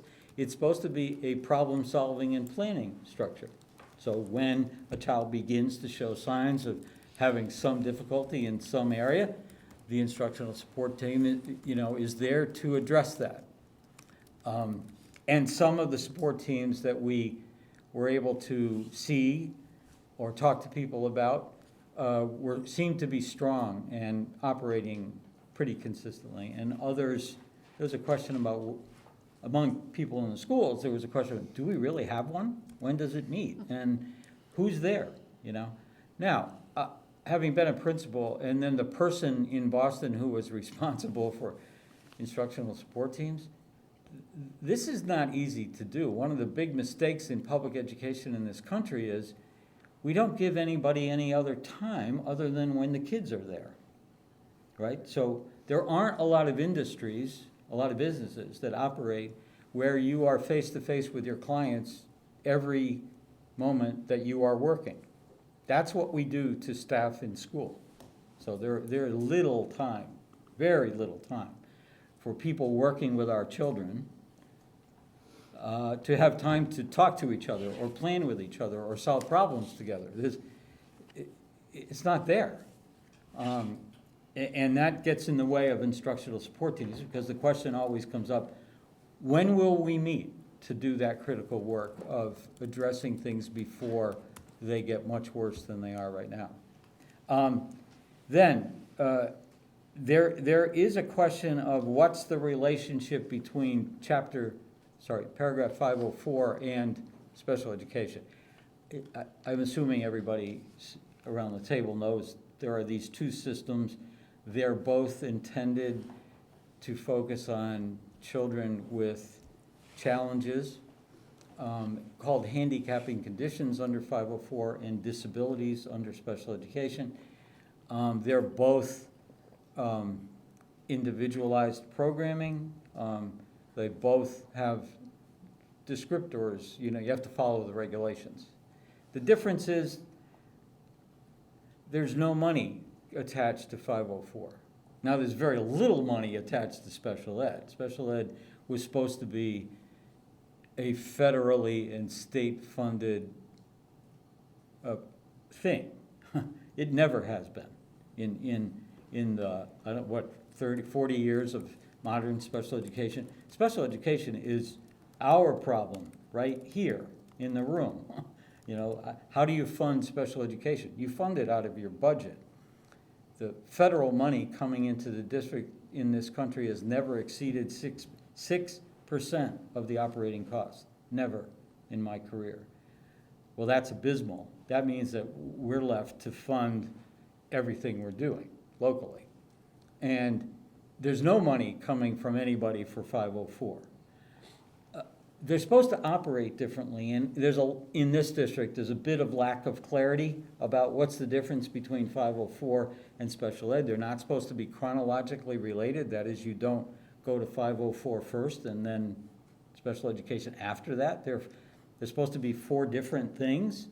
That's all spelled out in the regulations. In some of our work in some of the schools, some people in some of the schools didn't know who their 504 coordinator was in the school. That's a problem. Everybody knew who the special ed person was, but there were some people who didn't know who was responsible for 504. Now, I'm not saying that's not the answer, and if we just did that right, it would solve all our problems. It's just that like instructional support teams, 504 and the way it's supposed to help kids be successful is just another piece of the picture. There is here, and there is, by the way, across the state, an underuse and lack of understanding of DCAP. It's not It's not like 504 or special education. It's you have to do it. Every community has to do it. It's supposed to be a way of organizing our efforts around helping all kids, regardless of who they are and whatever their strengths and weaknesses are, and using the resources of the school district in an efficient and effective way. That's what DCAP is supposed to be about. And so the question that we should be asking ourselves when we're well organized around it is, does everybody understand what Wilmington's DCAP is? And then how do we exercise it early in the process? Some places here seem to know it, and it was part of the way that they did it. In other places, there's a question about whether people ever really knew it. And then parental pressure and lack of confidence by staff. And this is an interesting one. There seems to be a real push and pull here between the demands of parents and the responsiveness of the staff. Now, I'm both a demanding parent and many years as a school administrator, right?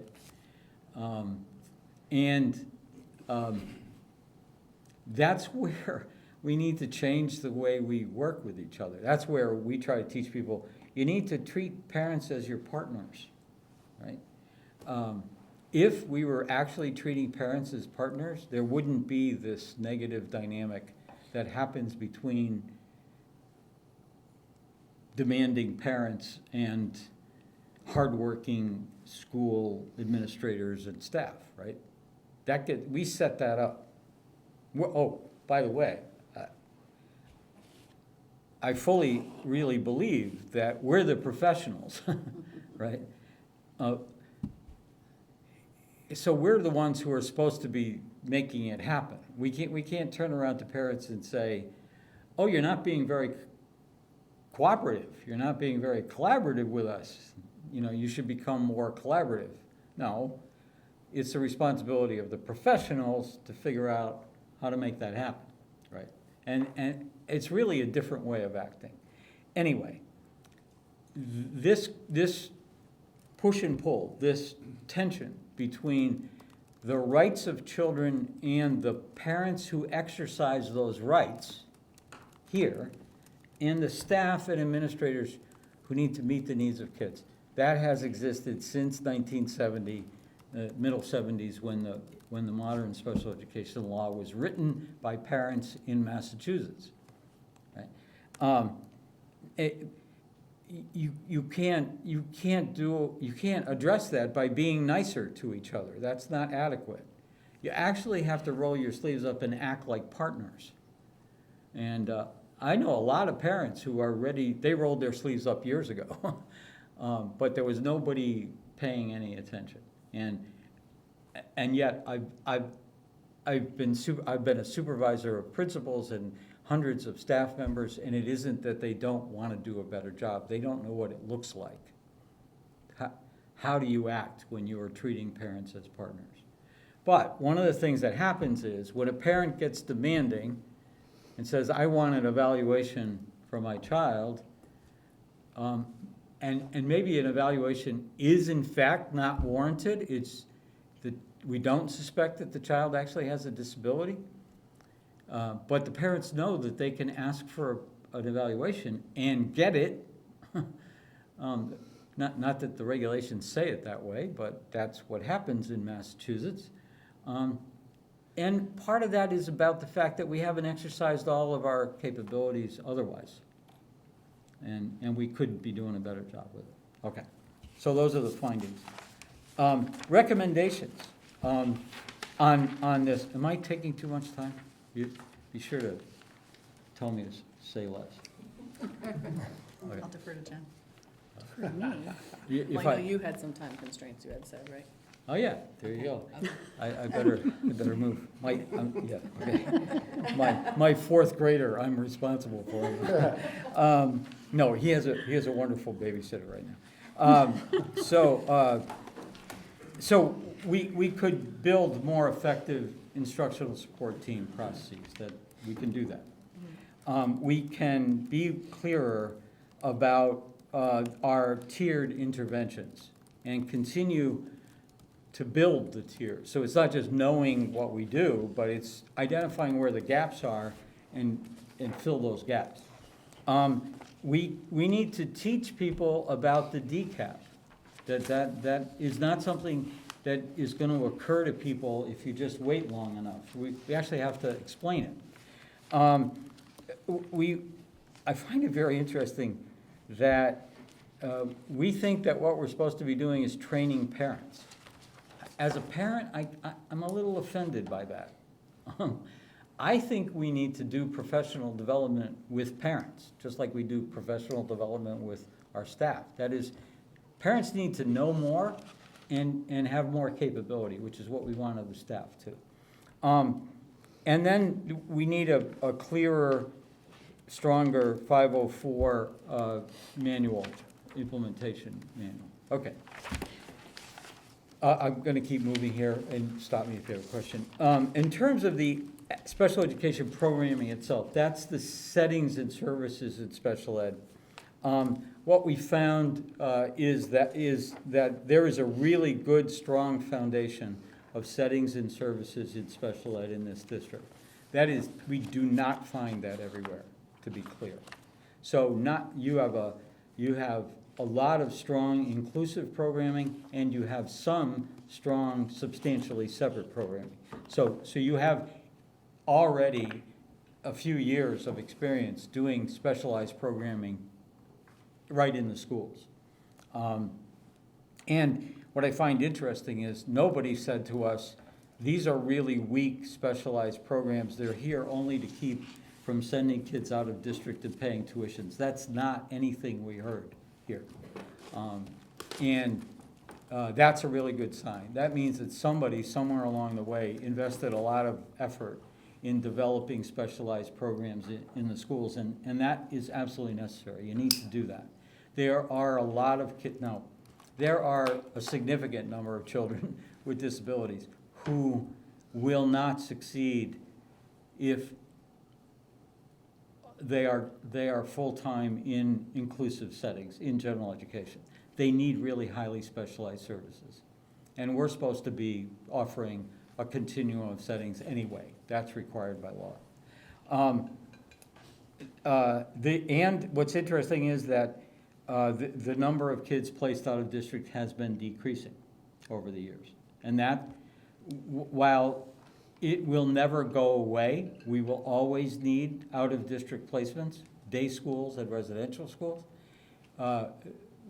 Your number has been coming down, and that probably is related to improving services within the district. That's my guess. So that's good. You don't need the number to go to zero. That should never happen. You will never get to the point where you will have no kids tuitioned out.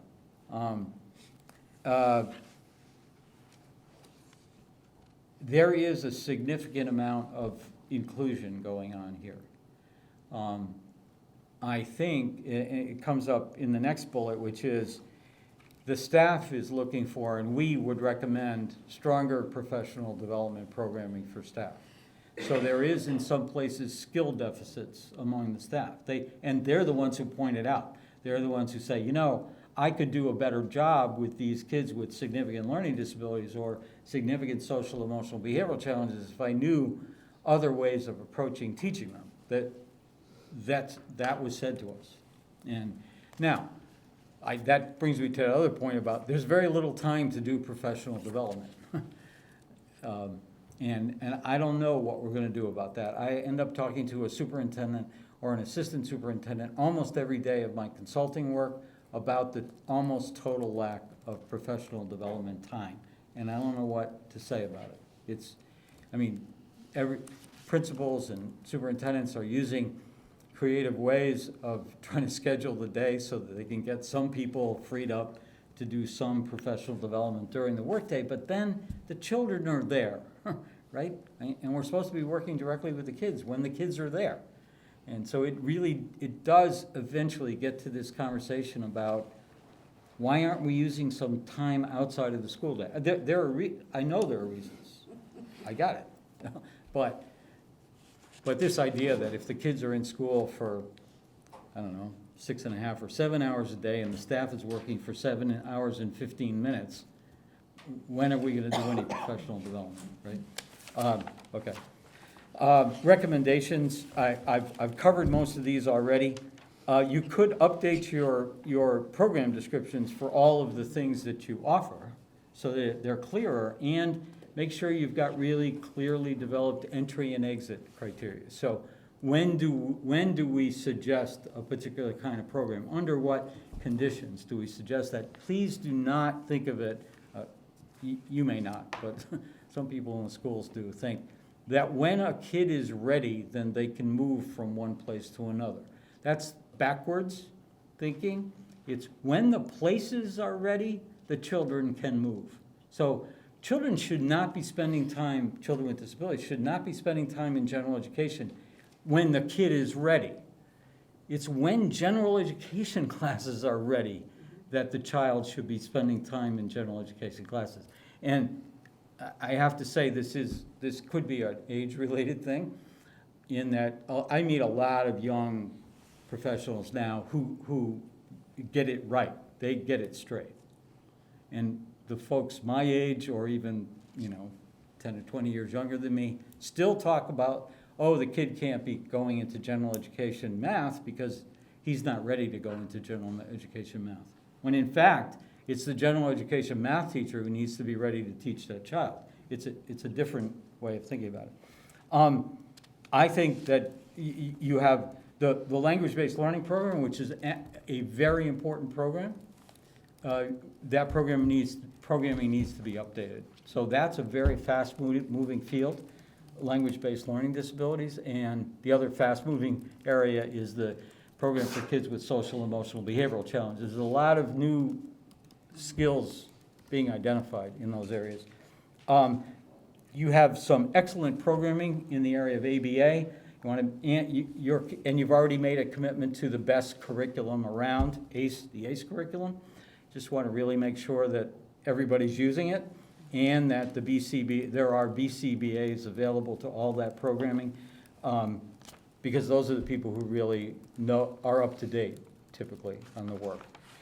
Okay, further, I already talked about the 3 levels of organizational support, and that professional development needs to be transformational, not just informational. I mean, the reason we do professional development is get people to change what they're doing.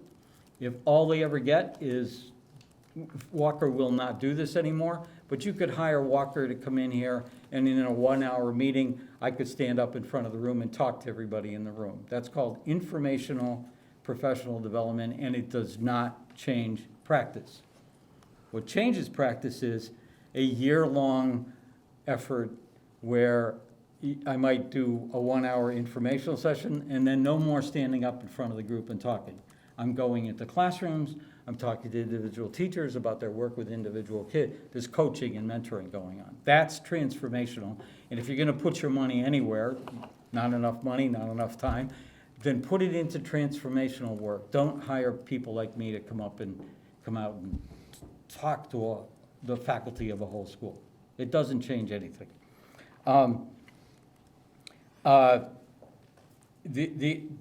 DESE has moved to a new way of monitoring and mainly around compliance issues, and you probably know this better than I do because you're more modern than I am.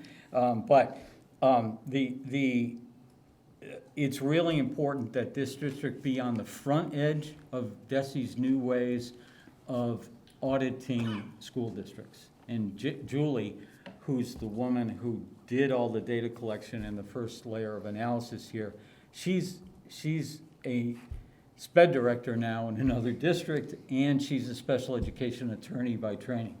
And so she actually knows all that stuff really well. I'm not a good consultant in the area because I'm an antique.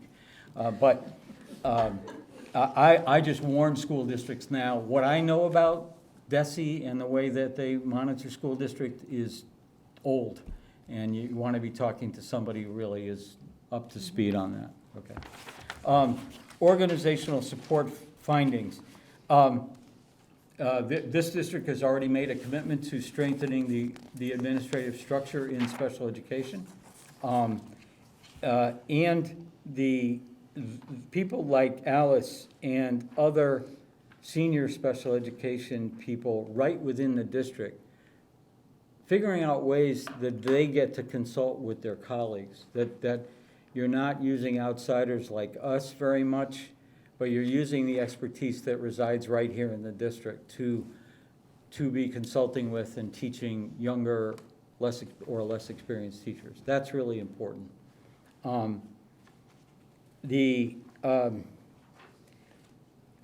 I think there is here some level of separation between building administrators and central office administrators, and you really have to work hard at that. And you have an ideal sized school district in that you're big enough to have a number of administrators. You're not a one-room schoolhouse district. On the other hand, you're not so big that you can't know what's going on in that relationship between the central office and the schools all the time. It's really critically important. And I think the fact that the two of you are sort of part of the new generation of leaders is a good thing. And so you don't have a divide in between the people running the schools and people running the district in terms of the number of years they've been in the field or the number of years they've been here in Wilmington. You know, everybody needs to just roll their sleeves up and work as a team. Then organizational structure.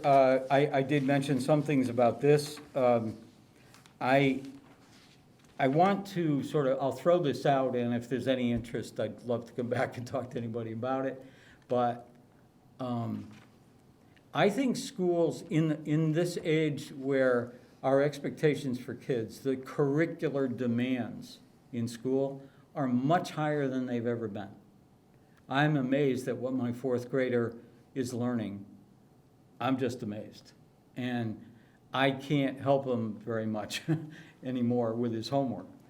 When the curricular demands go up, if we want to continue to help children with disabilities who have challenges in learning, we want to help them be successful. We really have to think differently about the way the schools and the district is organized. It's the old organization of schools does not serve children who are outside of the middle very well. So if your child is a child who's struggling to keep up, if your child is a child with a disability, or if your child is excelling, you know, in certain areas really off the charts, our schools are not organized in a way that works very well for those kids. We've done really great work organizing around the middle. Anyway, there's some new thinking about that I don't want to spend any time tonight. I don't want to take up your time tonight, but there's some really exciting thinking that's going on around that, and I'm happy to talk to you about it, and you know, and you can decide whether you want to talk about it some more. In terms of student outcomes, here's the main point about student outcomes. Here in Wilmington and in virtually every other place we work right now, and we work in 4 states, including Massachusetts as consultants, no one is actually figuring out how to know whether our individual kids are making progress. So here's an example. I'm very interested in social, emotional, behavioral issues. That's my area of expertise. You know how we measure the behavioral outcomes of kids in schools? We count the number of times the kid has been suspended and the number of times he's been referred to the office, called an office discipline referral. You can even go out and spend a lot of money on packages which will allow you to monitor those 2 things in an automated way, okay? You can throw in detentions and things after school. Okay. What are those things? Those are not measuring what the child is doing. Those are measuring what the adults are doing. So a suspension is not something a child does. That's what a staff member does, an administrator, right? An office discipline referral is not what a child does. It's what the teacher does. So, and we've looked very closely at this. Office discipline referrals, I don't know whether you use those here in this district, whether you track them at all. They have almost nothing to do with the real behavior of the kid. So if you bring in two people, one to watch the reaction of the staff and one to watch the child, they're often not related at all. And so, in a number of areas, what we're tracking doesn't tell us whether the child is making any progress. And when we use MCAS results, even take the MCAS results and divide them up by categories of kids, like all the kids with disabilities versus all the other kids, oh my God, that's so defective as a measure. It's really defective. I won't go into more stories, but you can't use MCAS to follow the progress of individual kids. It was not designed to do that, and it takes way too long. So a kid who takes his MCAS this year, we get the results next fall, right? What good is that, right? Now, so what I have to say about measuring outcomes is that we need to come up with authentic ways of evaluating what children are doing over periods of time, where we're actually looking at what the child is doing. And if you have district-wide benchmarking, lots of districts do, maybe you're getting closer to that as long as you're looking at individual children in manageable packages of time. What we should be doing is monitoring the changes in the academic and social, emotional, behavioral proficiency of kids from 1 week to another week, not from 1 month to another month or every 3 months and, God forbid, once a year. It's meaningless. And so my challenge to Wilmington around this is you have to do a lot of the things that you're doing. Statewide testing, district benchmarking, you got to do those things because it's all there and it's all in place. But what we should be organizing ourselves around, and I'll bet you have great staff who know a lot about measuring authentically what kids are doing in school, try to give them an opportunity to sit down with each other and figure out the answer to the question, for a particular grade level, for a particular subject area, or a particular area of skill where we want to follow the progress of kids, what are we looking at and how would we look at it? The teachers and the counselors and the principals of the schools are probably the best people to do that, but we don't have any time for them to do it. But, you know, I really worry about going out and buying another published product. I really worry about the way MCAS results are being used. And I think this is a core responsibility of school districts to figure out, how do we know? Like, people will say, we think our special education program is a failure. Well, what makes you say that? Well, look at the MCAS results for the kids with disabilities as compared to the kids without disabilities. Yeah, if you look at it that way, the kids are doing awful. Not just the kids with disabilities, by the way. Lots of kids are doing awful. But the kids with disabilities are doing awful. And it doesn't tell us one iota about how my son is, what kind of progress did my son make this year? My son, if he had disabilities. How much progress did he make this year? We can't answer that question. And So I would say a recommendation we have is, and this is in the recommendation section here, spend your time trying to come up with authentic ways to measure the real things that we care about. Both proficiency at moments in time and progress between those moments in time. So you're looking at what can the child do right now, and then 2 weeks or a month from now, what can he do in that moment in time that is valid, where that's a valid thing to look at, okay?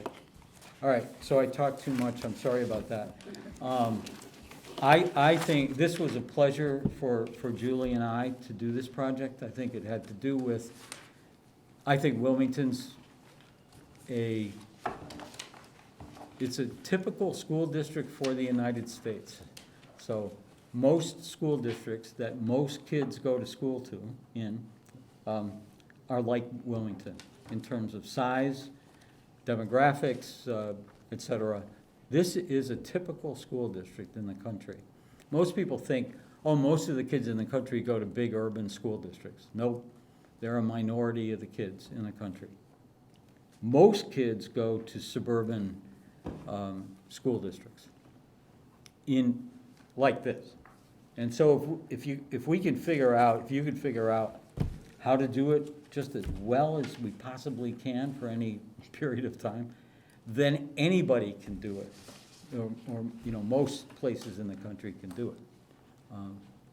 So that's it. Questions, comments, anything? Yes. Thank you. First of all, I think this was one of the best things that we did within district, especially with the transition of new staff, new leadership.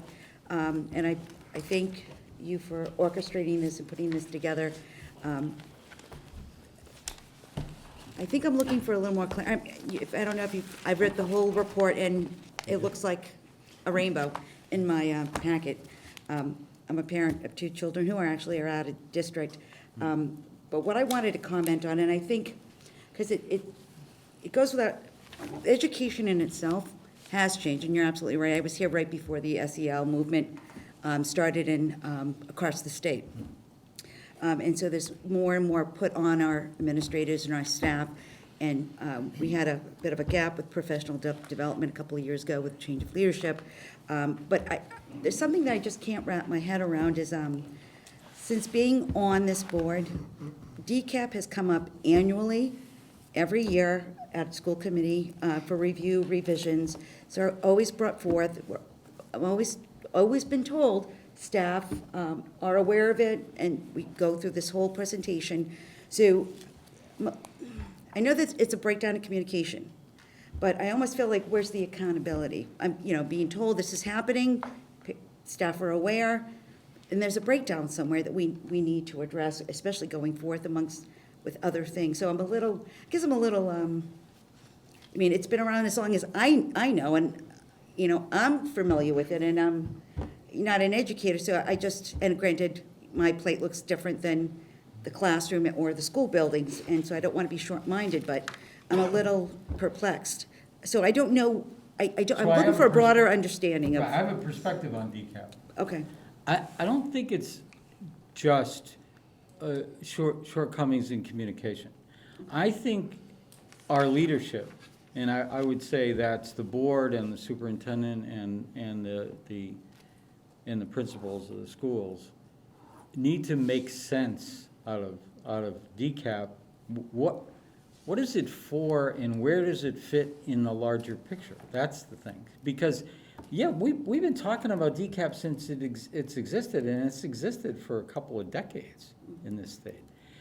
I think one of the reasons why we see the kind of variability that we do when we ask people about it out in the schools, by the way, that happens everywhere, that's not just Wilmington. No. It's because we've never made sense out of it with people.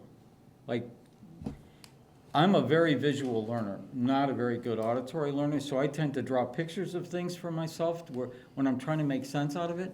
There's a big picture out there that could clarify DCAP, IST, special education, 504, tiered systems of support. There are ways of making sense out of that.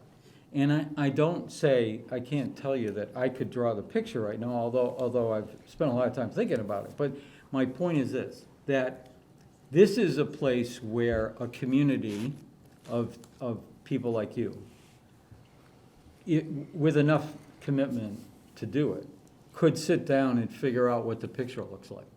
And then, if DCAP has a place in the picture, people might be able to say to you, oh, I get it. I think I get it now, right? But I'm just curious, because it's on our website, it's been on our website. Well, it's sort of like, it's sort of like, you know, how do you bring the horse to water? I don't know, I guess, I'm not sure where that gap is. I mean, Well, I think what I just said is where, I struggle with that same question, by the way. And so why do I keep running into this as I go do program evaluations all over the 4 states where we are, right? I just think there's no easy answer except to sit a few folks down, good thinkers who know what the facts are, know what the regulations are, and say, what does the picture look like if we put this all into one system?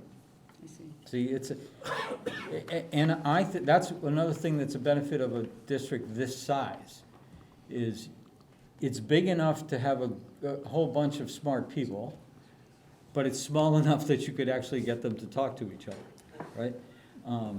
In Boston, we just couldn't get people, it was too big, couldn't get people to talk to each other, yeah. I also wanted to ask you two other things that it's obvious from reading the report. I think we're going to be seeing additional growth within our special education department over time, staffing, and I don't think it's just in this department. I think it's broader to support, I think, some of the points that you speak of. But the other aspect is you spoke about how do we know what do we use for assessment, and you referenced suspensions.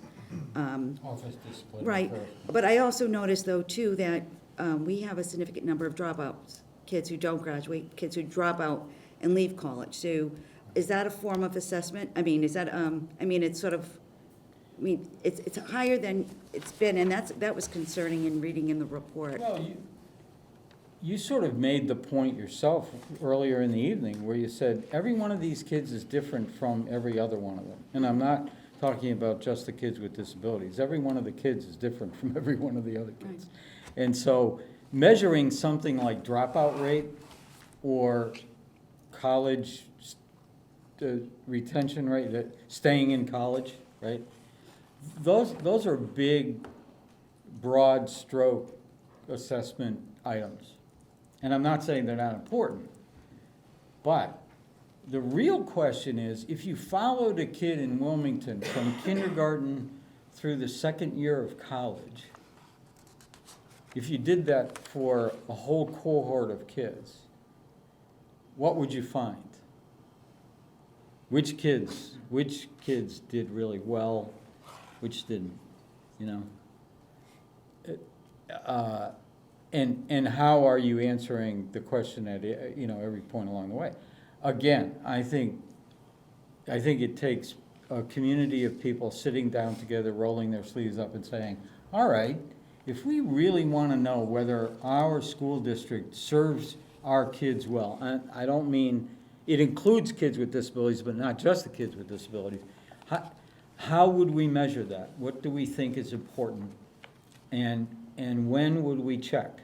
How often would we check? What would we use to check? There was some of you I'm sure have heard of this, but there was a great study done of this sort of preschool programming.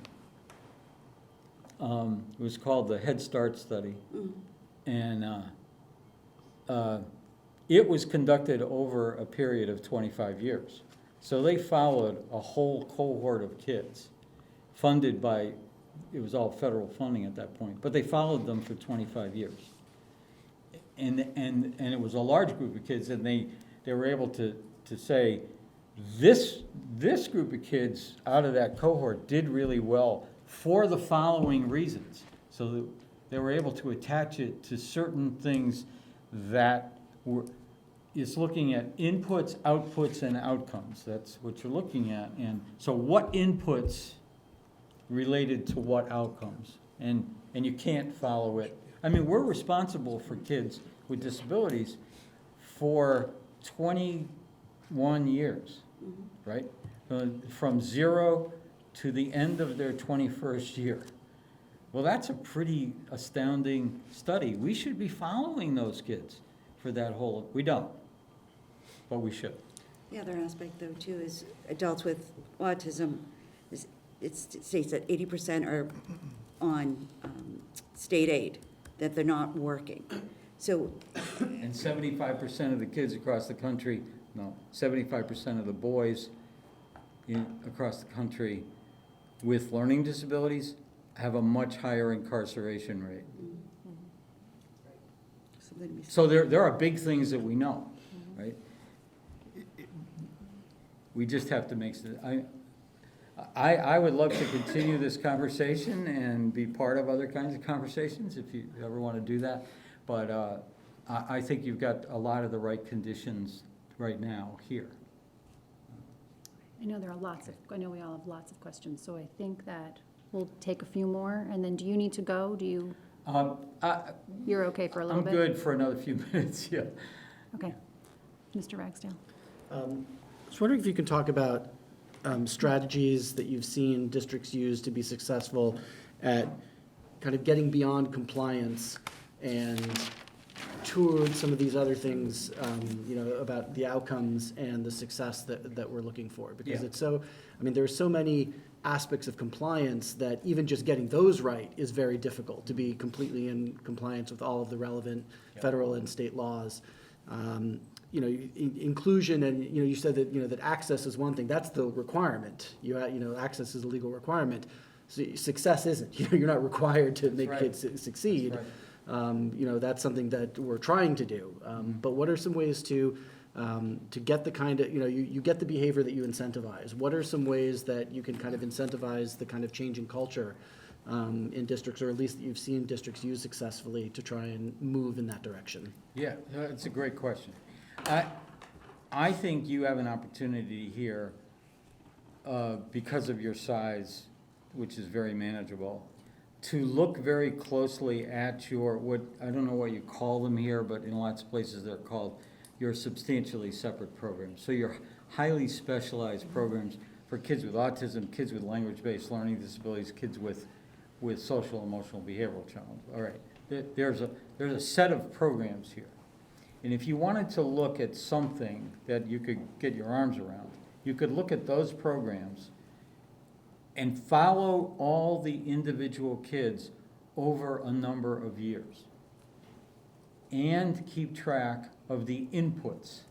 That is, what services are those kids getting? Now, the state, outside of compliance, doesn't care about that. They don't care about outcomes over time. Feds don't either. But you could care. You could be asking, how well do these kids in substantially separate? The reason I use that group of kids is it's a fairly defined number of kids. It's not all the kids in the district. It's not even all the kids with disabilities. But there is this standard in special education, which is if you're going to separate kids with disabilities, you have an obligation under the regulations to demonstrate or to guarantee that the kids benefit from being separated, right? You don't have to do that if you include them, but you do have to do that, if you separate them. And I think that's a good, strong thing to look for. However, the state doesn't follow that benefit question. All right, they just expect us to do it. Well, you could decide, let's decide for, say, the kids with language-based learning disabilities, we're going to follow them for all their school years. And we're going to measure their progress in their language-based learning disability. That is, do they get better? Does that resolve over time or not? Do they pass all their courses in school? Do they graduate from elementary to middle, from middle to high, from high to the community, to the rest of the world? Does that happen following them over time? Because then what you'd be doing is saying, we believe that it's a good thing that we do, that we separate kids with language-based learning disabilities, and we know why it's a good thing, right?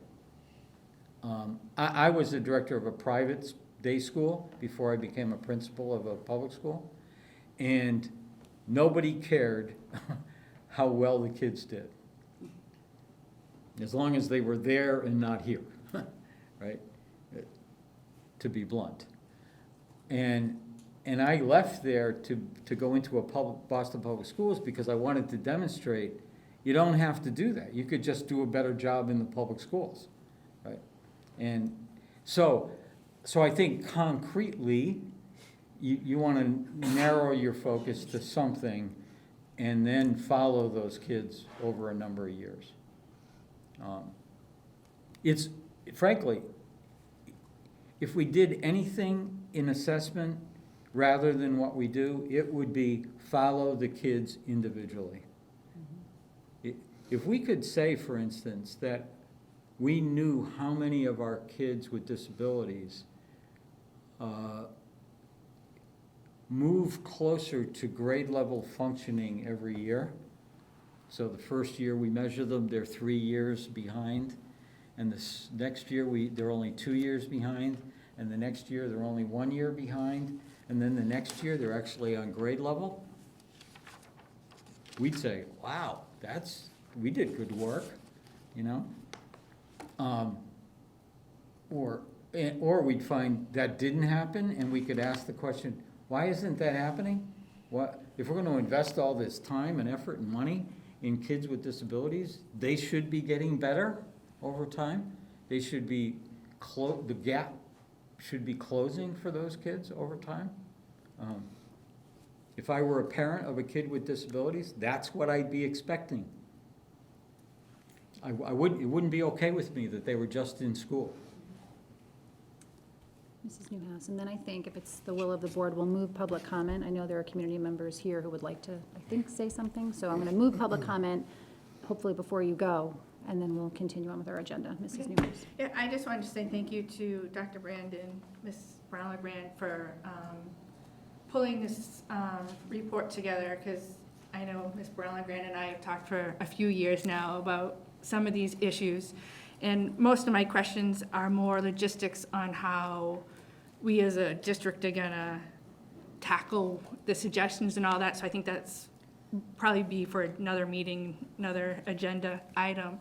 The only one, I guess, clarification of the report that I think would be important, especially for public who reads the report, is that it does talk about one specific program, the Stages program, which I don't think your group really got to fully examine, and that that the program may not have been working very well last year, but I know I've got personal experience with the program, and over the last 4 years it has worked very well. And I think this last year it actually moved from 1 school to 2 schools, so then you had a learning curve with new staff last year because they were new to running the program in that school. So I think, for the public reading this, I thought that was important because I don't want anyone thinking that the program isn't working, and that, there possibly could be, some newness to the program, which is why it didn't seem like it may not have been working. But overall, I gotta say, I think it has saved quite a few kids from being out of district, so. So you just mentioned 2 things that I with some other districts, they've done this. One is they've actually followed a report that we've generated with the establishment of a working group. And it was a smaller working group, people who wanted to do it, basically volunteers, who took the recommendations, decided or made recommendations to superintendent or the board or both, that said, these recommendations we think we ought to implement, these we don't agree with. Yeah. I mean, that's your business. The other is that if there are things like this particular program that weren't treated in the report, you could follow this report with an addendum, where you could say, okay, well, thank you very much, Walker, you know, we're gonna use your report for some things, but this is our own report to follow your report, you know? For instance, when we talked earlier about the parent survey, so when it gets posted, and more people have a chance to respond to it, that could then lead, we take that material and write an addendum to the report, right? We say, here's parent input, you know, so it doesn't get lost, you know? The real frustrating part for me is reports like this can just get lost, Yeah. right? And I don't think we ever get everything right. Walker doesn't always get everything right, because we're only here for a few days. But if you followed this with those kinds of activities, you could use our report as a jumping off point. Absolutely. I think it's a great report, so thank you. Thanks, thank you.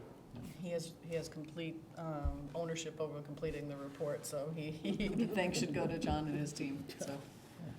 We just That's what we do. commissioned it. Yeah. That's what we do. Okay. So if it's okay, can we move to public comment? Is that okay with the board? Okay.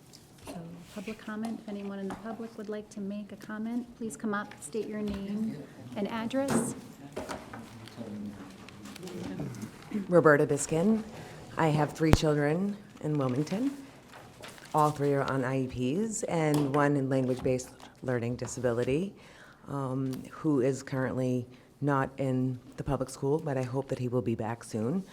I want to know when we can expect the survey to be posted and where it will be and how we're going to get it out to parents so that they are aware that it's available to complete. I can say for myself that I was never notified that there was a survey available. I knew about the report being conducted.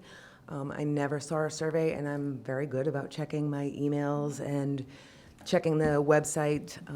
So I'm just a little confused where that survey was to begin with, and again, where we're going to be able to find it and how we're going to get the news out to parents so they'll have the opportunity to complete it.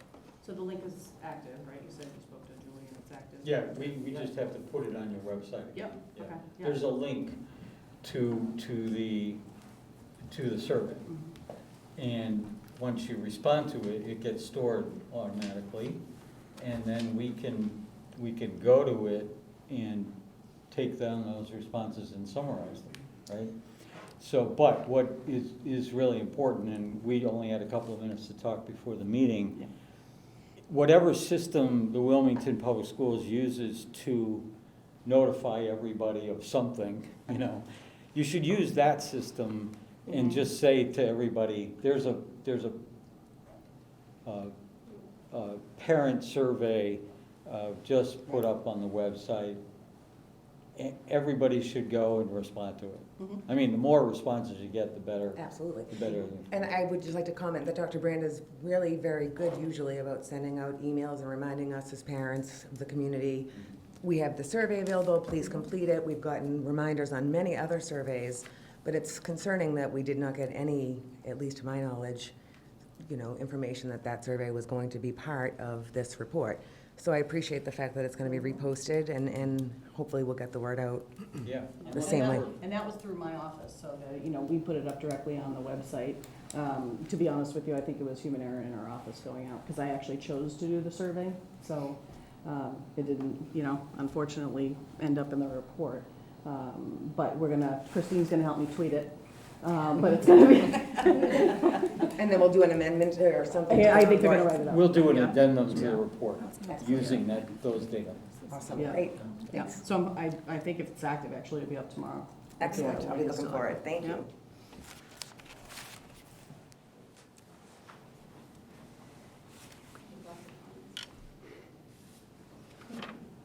All right. Thank you. Well, I do think we will bring this back for sure, pretty regularly. It was obviously so much for all of us to get through, and I know we've gone through and highlighted and have tons of questions and have been really happy that this has been so transparent for the community, for the board, and hard. It's been hard to read some of the findings and having you here tonight is, I think, helped to sort of set this in motion, but and I know things have already been happening, but I think it's a good starting point for us, and so I'm proud of us for taking this step, and I thank you for being here and for spending all this time with us, and I know that we're all been kind of bubbling over with more we want to say and do, but I think we will just have to continue to add this to the agenda, so Steve and I will work with Dr. Brand as we continue to make the agendas to make sure this is a part of upcoming ones throughout the rest of the year. So with that, I think we will move on unless anyone else needs to say something. Thank you. Thank you very much. We appreciate it. Thank you. Thank you, John. Can I just add one thing? Not, you can go. Sorry, no, you can go. So the survey piece was obviously very concerning, and luckily people were sort of taking pictures and screenshots of things that were happening on Facebook. But I'm not sure if any of us received any emails about the surveys being missing. And I think I'm very responsive when I do get emails. And so if things are, luckily we have people out there and kind of sending me things to say, hey, this is up, and we're all kind of trying to keep a sense of it. But I would encourage the public to just send us an email, go through the proper channels, obviously. But if something is that big and you know we're presenting this evening, if you could just send us an email and let us know those sorts of things, it would be really helpful, because not all of us are checking different Facebook groups and whatnot. So thank you. But thank you to those out there who did send us screenshots, because it was really helpful in sort of getting ahead of it this evening. So we appreciate it. Thank you. All right. I'm not even sure what we're actually going to do right now. No, I'm kidding. I'm trying to think if we should shift things, but I'm going to move to the athletics update. Sure. Okay. Thank you. We will move on in the agenda. There is obviously much more to say about the previous item, but in the interest of time, I'll pass over that and go on to item 7C, which is the athletics update. Ed is here, and I'll ask him, well, he's here, but let me just introduce this piece. In your packet, there are a couple of items here. This is first off a return to, as part of a commitment to keep very much alive within the discussions here around our athletics program. This really began last year to try and provide a little more insight and clarity around the scope, if you will, of the athletics program. And in part, this was really, I think, spawned by, you'll recall back to last year, the discussion around the launch of the cooperative swim program. And so this memo, again, I try to be as brief as possible, encapsulates a couple of different things. First off, a background on the athletics program. Time in this moment doesn't provide, but certainly I think it's a very important piece to note that this is a very big program, both for the participation numbers, of which you'll find in the packet as well, but also from an economic standpoint. I do wish to point out that there are two minor corrections that do need to be made for the numbers, and I will revise the memo.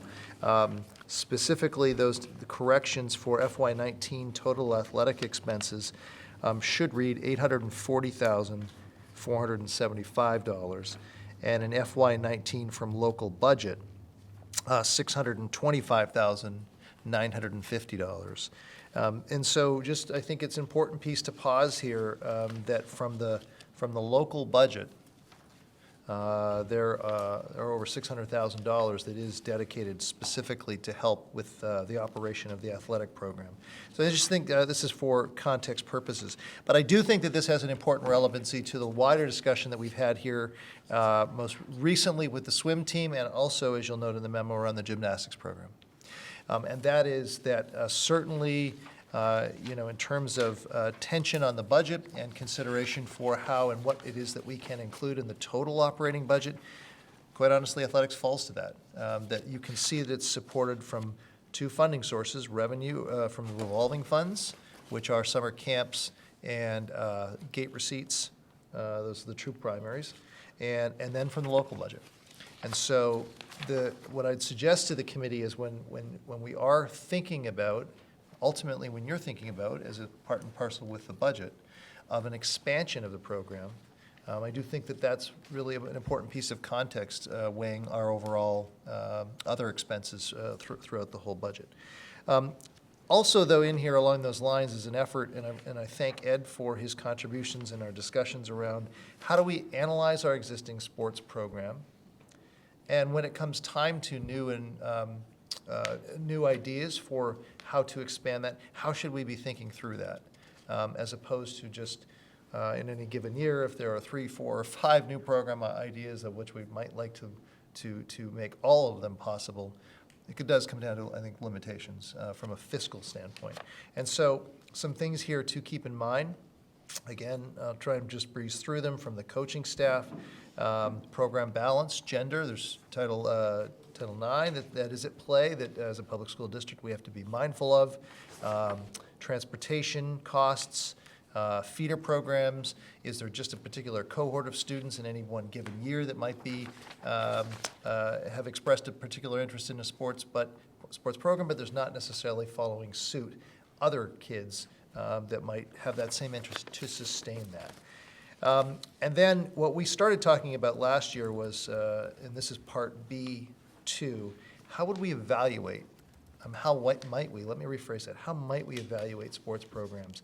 If there's a dip or a wane in interest, I would like to suggest that in the context of a classroom setting, we might be watching that, and if there's an interest, we might make adjustments.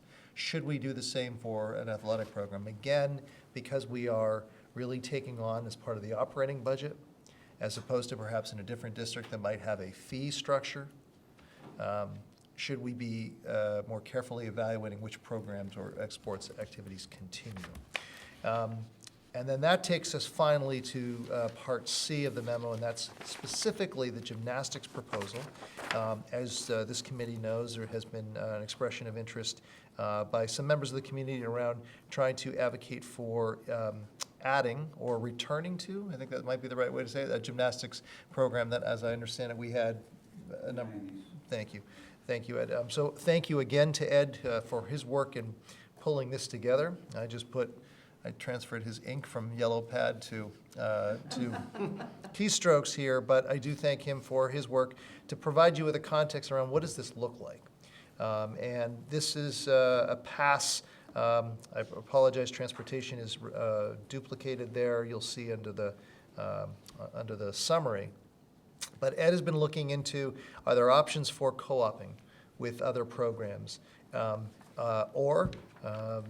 Conversely, if you will, do we incorporate the gymnastics program as part of our sports offerings? And if we were to, based upon the discussions that have been had with a local facility, this is not a program that we would be able to set up here in our gymnasium. This would be an off-site, sort of akin to swimming or to the hockey programs.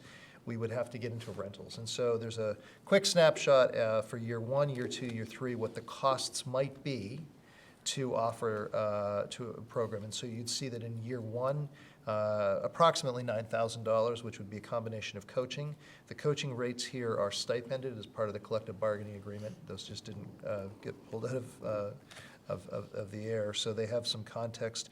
Approximation of transportation costs, officials, and facility, and the understanding is that if there was interest by the committee to move forward with a gymnastics program, year 1 and year 2 would have a much lower rate from a facility rental standpoint. Year 3 would be, you can see there, $3,000. So this is provided for your consideration. There's no action being sought tonight. It's really just informational, but it's this intention around the timing of this as it relates to obviously the upcoming budget discussions and proposals going forward. So Ed's here to lend a hand and any insight or questions you might have. And with all of that, I welcome any feedback or questions that you might have for either of us. I do, but I will. Mrs. Burns, you can start. I just want to thank you for putting this together, because I think this is a very concise snapshot of athletics, and I think in a way I can easily understand it. So I do thank you for the time that you put into creating this document. Come join us, please. Come on, get you on camera. Come join Come us. on. Come on. It's nice to have you back at a school committee meeting as well. Welcome. Thank you. We're glad to be back. Can I just ask quickly? Sure. Do you know how, I know that with field hockey, we've had students participate on waivers. Did we have any, or do we anticipate any this year, like 8th graders coming up to play the freshmen? We haven't had any in field hockey, Okay. to my knowledge. The programs that we've used, the waiver mainly is the girls' ice hockey, Okay. which has been an issue. We have used it in boys and girls cross-country years ago. Their numbers are pretty good of late. And we had a co-op with girls ice hockey back around 2002, 3, and along with the waivers. But nothing recent? We still have the girls' ice hockey is still That's still- waiver. okay. They had 15 girls last year, 16, I think, and they had 2 or 8th graders. This year, right now, they have 13 returning, and we're looking at another waiver for just, there's 2 girls that are interested in the 8th grade. You know, a lot of times the information that you get from either the league or the MIAA is they have numbers that if you're gonna try to, if you're gonna need, you know, a co-op or a waiver, they try to, you know, give you a number that this is what you can operate or have a program with. I know I've been with Dr. Brand with the gymnastics, and the MIAA says that you have to, you know, you can have 10, say, girls or boys on a team, and that's sufficient. 10 kids on a gymnastic team is good to run that program. If you had 6 or 7 kids, you could put in for a waiver, you could co-op. Gymnastics is one that they do co-op a lot. I did reach out to 5 or 6 different communities that are in co-ops, and their numbers are fine. I've looked at a couple of schools, even talked with, you know, Tewksbury, North Reading, and even Lowell. And he thought he might have only 8 or 9 kids, and he's right now at 12 or 13, so he's beyond the number. Okay. All right, so they kind of, you know, frown upon people putting in waivers or co-ops just to try to maybe better their team. And it's happened mainly with the hockey, because what they try to do is they have an 8th grade goalie, and they're going to put a waiver in because they want that goalie. And there is no specific waiver. It's a numbers issue. Middlesex League, there are quite a few waivers, quite a few. You know, and it's basically just to keep programs going. And the one thing that you know, personally I would use if I, you know, if I had the opportunity is to use waivers, because those are our kids. All right, co-op is another town. You know, so why not use our own kids? I mean, parents are paying taxes in town. You know, if there's an opportunity there, Sure. then let's use it. Okay. Thank you. Other questions?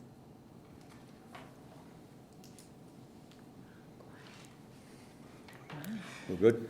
I've just had some, did you say Sure. 10 kids, 10 kids for a gymnastics team? Well, they About? give you these numbers. Yeah. The MIAA came up with them. And they say that is what you could actually have, you know, for you know, to run a program. You know, to give you, you know, an example, like cross-country, they have a number of 15 for cross-country. Probably back in the, when I started as the AD in 2003, those first couple of years, we had a girls' program, we had 7. Now, with 7, you can't even win. Even if you had the first 7 kids, you can't even win the meet, because you need, you know, at the time it was 10 then, but they've increased it to 15. But, you know, they give you numbers that you can have a program. I don't, like I said, some of them make sense, some of them really don't, but that's the MIAA. Do we know how many students are interested in gymnastics? Do we have a number for that? I've talked with Pat and Ally, I talked with like. Pat's here? And there's anywhere from, no. I got it. We got it. But anywhere from 6 to 10, and I've heard 8 to 12. So it's Great. a, you know, it's kind of speculating at times, you know, but I'm not really sure. You know, the other thing too is, you know, we lost our gymnastics program to cheering. All right, we had a great gymnastics program in the 90s, absolutely great. And it would get down to one girl because they all went to cheering, because cheering now became, it was the floor exercise. They were all doing, you know, the tumbling and everything else. So it was just, I don't know if it was a fad back then, I don't know what it was, but Wilmington, if you remember back in the early 2000s, they were state champs probably 3, 4, 5 years. You know, they were good, but they were gymnasts first. All right, so I think the gymnastics, and I know with girls, you know, most of the program, there's 8 programs in the Middlesex League. All right, 7 of them are girls only, 1 has a boy, and 2 of the other programs have had boys on the girls program. You put boys on the girls, they have to do the girls' routines. They can't, you know, you're not gonna, they're not doing the rings, they're not doing, you know, the pummeled horse, the high bar, any of that stuff. So it is different. There are 5 boys gymnastics team left in the state. That's it, 5. So the boys gymnastics is kind of gotten away. That's why you see a few boys here, you know, trying to, you know, rather than being the club, they're all in clubs, but trying to, you know, be part of a high school program. Mrs. Burns? I did have something that I wanted to throw out to I've spoken to Superintendent Brand about it in the past. I had reached out when this came back up, I think it was last year, or last year. I reached out to my old AD from, and he's still there. Old is good. Yeah, it is. And talking to him and seeing the expansion at, you know, my previous high school, I asked him how, you know, because it expanded. I'm like, well, where does Tiverton, which is similar demographics to Wilmington, have the money to create all these programs? And we all face budgetary, you know, situations, especially with uniforms and equipment. And he said that if somebody's interested in starting a program, he said the way he does it is that they have to, if they self-sustain a program for 3 years, then he's able to speak to the superintendent and get it into their line, their budget item, so that, you know, the district, you know, resources aren't taxed for a program that might not have a long-standing viability. Is that maybe, could that be a consideration going forth to consider? I don't want to put you, because I think there's a lot of variables and factors with a new, you know, AD coming in, but would that be something that the district may consider as a way of looking at programs, the creation of new athletic programs? Well, when we started lacrosse, all right, they had a youth program, all right, and Mike Fay was the driving force. You know, back, this is again 2004, 5, I forget the actual year. But what we worked out with them to start the program is that they basically paid the first 2 years.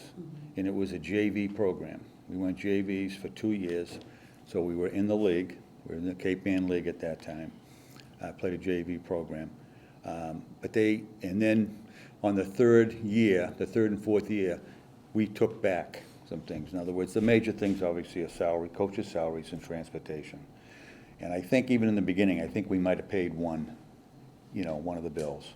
But you have officials, all right? You had the transportation, you have the coaches, you have, like, as they said, even with maintenance and things like that, you know, uniforms. Back then, we still had an actual budget line, you know, for uniforms. But they paid the first 2 years. And then we kind of weaned them off. It probably took 5 or 6 years. I think, Paul, you might have come on board at that time, but, and then we kind of took the program over. They had 40, 50 kids involved, you know, and then we got the girls going kind of similar, you know. So it helps having like some type of feeder program or some type of youth program. Right. I mean, that kind of helps, you know. So, I mean, I wish there was something. I mean, we still have programs that we run, that they come to high school, it's the first time they're playing it. I mean, volleyball's taken off in the last, few years. And like I said, there's, unless they're playing in a club somewhere, they're not playing in town. So it'd be nice to have feeder programs for everything and make it a little bit easier, We could get some of that, get some of that money from them, Paul. But If I could just add, the other thing that hangs out there is back to the co-op opportunity, and I know that that's been raised as a question around would we be, is the plan to fold that into the budget?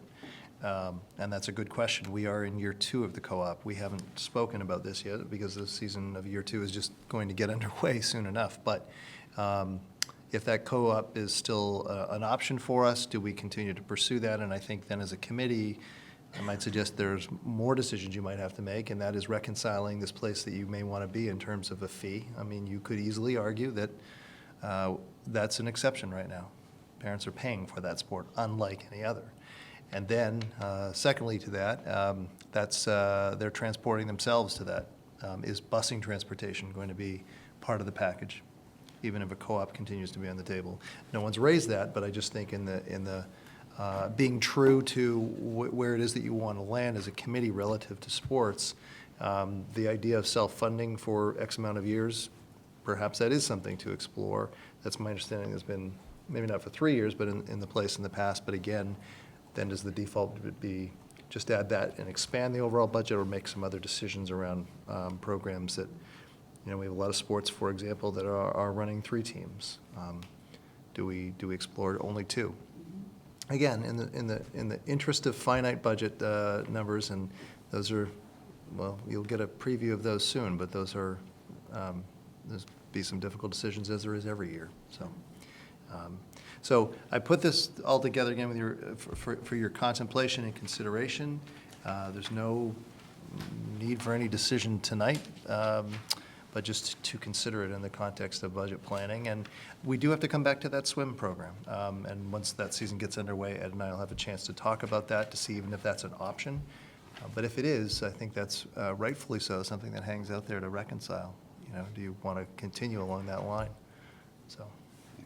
Thank you. the swim program, last year, I think they had 5 kids involved. Right now, there's 8 that have paid right now. And I think when they had the informational meeting here a couple of weeks ago, right in this room here, and there was like 25 kids here. So I'm saying, oh man, this is going to be a big group of kids, because North Reading must have the same. But I think they were here listening, just to see what it was all about and stuff like that. So right now, they went from 5 to 8, and there might be a couple of others that are hanging, because the checks are due basically this week. So we'll see. Thank you. Thanks for being here. Very good. Appreciate it. Thank you. It's nice to see you. Mr. Ragsdale? As we're 2 hours and 40 minutes in, Yes, I've noticed. I move that the committee take a 5-minute recess. Oh, of course. Is that okay? You second? All in favor? I'll second that. Okay, we're all in favor. Sure, thank you.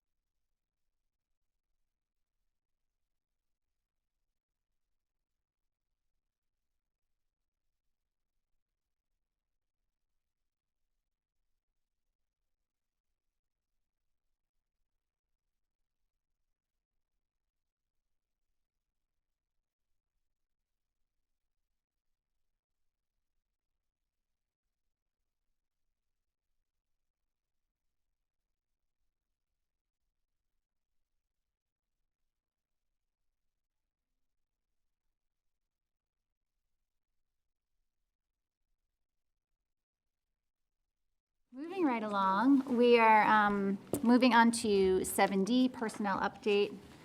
Andrea Stern-Armstrong, thank you for being here. I think everybody has the report, and for the personnel report. So there have been some changes. Some of the positions that were open previously have been filled.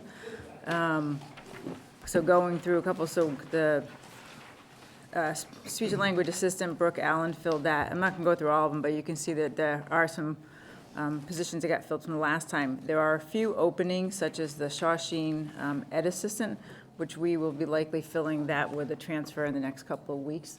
And then we had a recent opening from the West. Someone resigned from an ed assistant position. We are working on filling that position as soon as possible. There is a potential candidate that's a substitute teacher currently that's considering the position. Just kind of moving through. So again, the updates that from last time, we still have 2 openings at, well, no, one at Woburn Street for an ed assistant position, and this was a focus last time, was trying to get these ed assistant positions filled.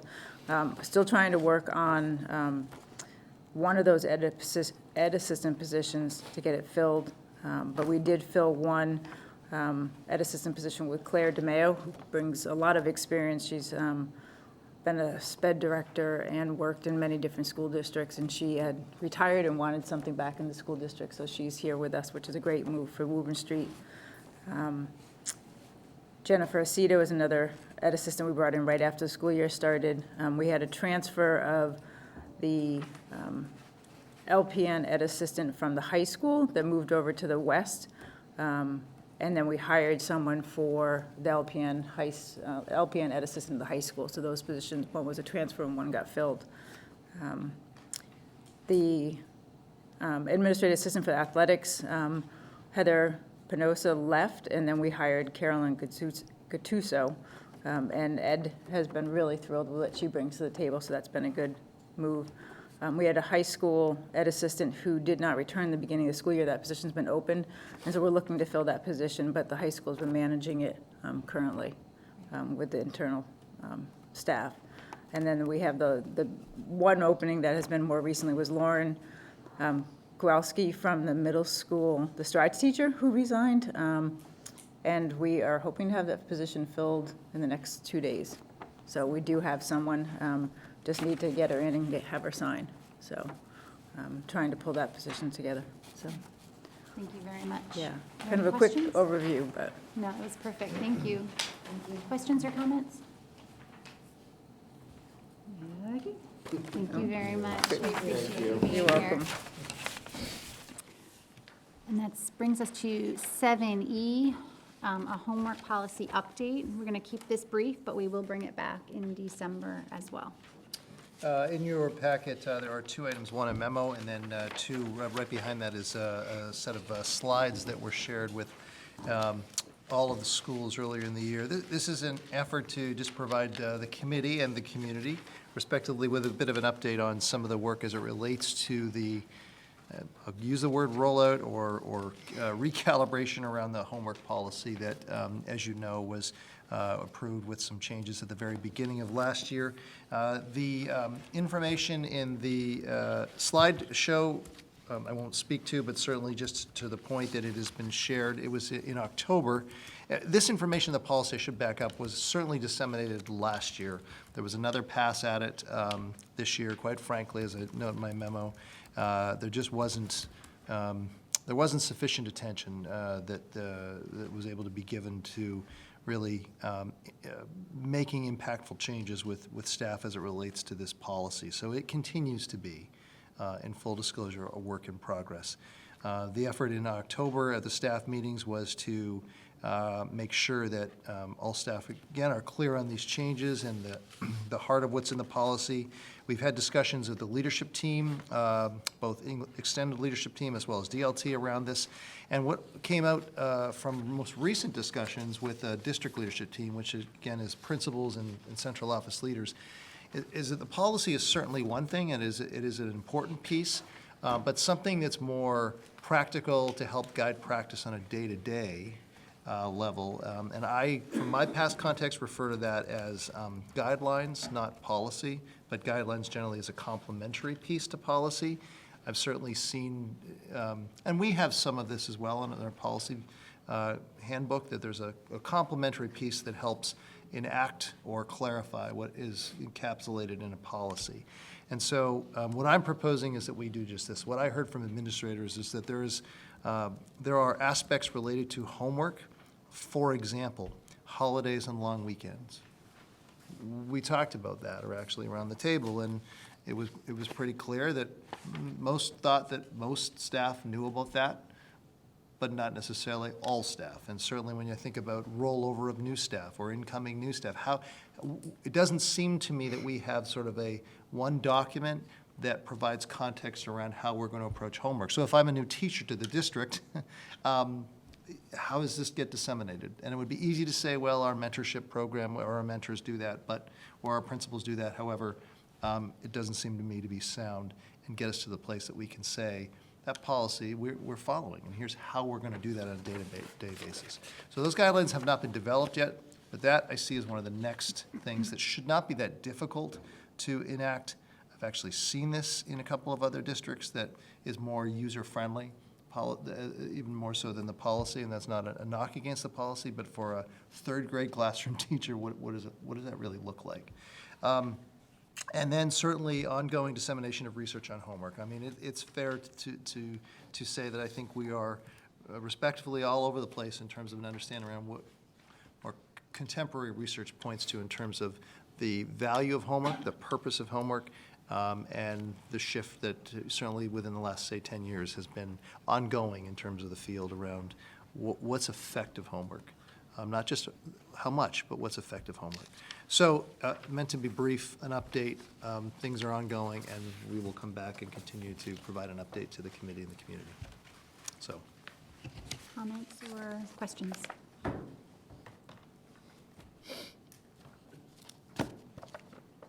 Thank you. Thank you. I have one, but I'm going to save it. I'm going to save my question. I'm going to save it. We are going to push the MASC-MASS conference report to our first meeting in December. Is that okay, Mrs. Burns and Mr. Ragsdale? Works for me. Okay. Sure. No objection. Okay, perfect. And then that'll bring us to 7G, which is a recognition of Mrs. MJ Burns for the Division I All-State School Committee Award winner. David and Glenn and I had the privilege of attending the dinner and the award ceremony where MJ received her award, and I just wanted to bring it here so we could all congratulate you and make sure that the public knew what an honor it is for you. And Thank you, and it meant a lot to have you come, because you no sooner got home from work in New Orleans than you were down into Hyannis just in time for the dinner. I really, it meant a lot to have you there, along with my family, to see me receive the reward. So thank you so much for taking that time out of your schedules to be there as well. excellent. At least I didn't sit in all that traffic that Mr. Ragsdale sat in, sorry. I blame Mike Pence. Literally, they closed the tunnel. Yeah, yeah. So you could get to the airport. Thank you. Congratulations. Appreciate it. And that brings us to 7H, of the Facilities Master Plan Joint Discussion Update. And I'll kind of pass this on to Dr. Brand, but I would like to thank we were all there, and I thought, really put on the spot to, I knew I was going to say something, but not everyone else, I think, knew that they were going to have the opportunity, and you all did such a lovely job, and I got lots of comments and compliments on just how well prepared we were and how cohesive we seem and what a good working team we seem to be. So I thought that I would pass that on to you. I know there's work to be done, so I'm going to pass that to you. Sure, thank you, and thank you for that update, and again for your presence at that meeting. It seems a couple of things seem clear. First off, that the town is at a place now where it is. It's going to be necessary to continue the conversation around facilities, not just for schools, but this is a place where we obviously, I think, we need to be a little selfish in terms of trying to look ahead for what's what's in our interest to try and navigate. And clearly, the town and the support and engagement of the town leadership boards will be absolutely essential should and when any building project look to advance. But we, as you know, have some more immediate needs, I think, as it relates to the Wildwood and student support services. And it's my opinion that that's really something that is more within our control and more immediacy to try and attend to, explore what those viable options might be for those facilities, almost on a parallel track. At some point they will cross, but at least a parallel track to what's going to happen at the town level. And so I guess what I bring to the committee is consideration for how you might want to move to sustain those conversations within this group, and what that looks like, and how is that a possible subcommittee of this committee? Is it a working group that's not a formal subcommittee, but some membership that would partner with us as administration, and of course, as appropriate and when necessary, the town to try and advance certain needs that we might have. You might look at them as more intermediate or interim basis, but again, primarily student services and Wildwood we have to attend to, and I just don't see how those can wait until it is that the town respectively will figure out which direction it's going to take and which building is, how that all shakes out, and that's going to take time. So. Mrs. Burns? Do you think, in saying that, because I think what concerns me is that this is the budget season, and depending on how long can we last, and factoring in if we have any expenditures we're going to have to put out in order to rectify, at the very least, the Department of Special Education, because I see that a little bit more, see that's more of a need there. Not to say Wildwood is, I mean, that's priority, but we may be able to at least take action with that piece first. But it's tough when not knowing what the options are afforded to us, and how that could impact our budget, which would mean that we'd have to play with, where are we getting the money, how are we funding programming? So that concerns me, but do you think, and I don't want to put our chair and vice chair on the spot by any means, that at this level that it may serve a purpose to have the chair and vice chair work with the central administration to move that forward? I'm just thinking what the best remedy may be to be most effective, and to disseminate information to the rest of us in that process, because I'm kind of curious, when's the next meeting, what work do we do, and I'm ready, I want to keep this going. Yeah. I don't want it to. No, I agree. And so I'm happy, I would very much like to serve on, I would suggest a subcommittee would be my thoughts on this. I don't think it needs to be the chair and the vice chair. I think if someone else is very interested in doing this work, I think that's fine. And we just can't be a quorum. Yeah, and this, again, is just how do we keep this conversation alive and collectively in the mix, something that it's largely understood that at some point down the road, I don't know how long that road will be, that in your respective role as elected officials, it will be you, not Paul or I or Brian, that will have to obviously be in conversations with other town leadership boards to advance whatever it is that will shake out. So this is really just how do you want to go about keeping this conversation alive, coming back to this committee, the board, regularly with updates, and I'm committed to doing that. I just want to partner with you to do it in a way that you're most comfortable with and you think is best. Other thoughts? I'd be interested in serving on a subcommittee for this. Mr. Ragsdale? Just as far as how we move forward, I think we need to be moving on multiple fronts. So we need to be thinking about what is our immediate short-term needs and where are we going to go with that. I think probably the most immediate need is the student support services, like finding some kind of alternative space for that. And so what does that look like? What kind of options do we have? how does that impact our budget?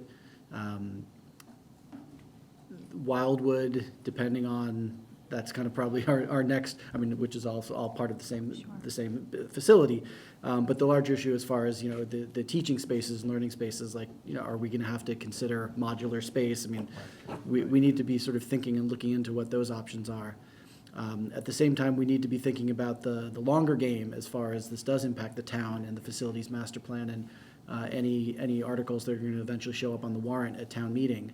And I think for that, when we're really thinking about, and that goes to the heart of the reconfiguration of the schools and whether we're going to be consolidating, I think that we need some more expertise and consultation on that, because we really need someone. I mean, we have some information from the facilities plan, but it's several years out of date, so the cost estimates are probably not accurate, and it seems that it's not a deep enough look at the schools and what our real options are to be able to bring something concrete to the town or to town meeting to get some kind of momentum. And I think we do need to kind of continue this momentum and keep this ball rolling, because we had, I think, a productive and positive meeting at the selectmen meeting, and there was, I think, a lot of support from George Hooper and from the select board and so forth, but no one really took any action items out of that meeting. We just kind of all agreed that, yes, this is something we need to do, and we have to have more conversations.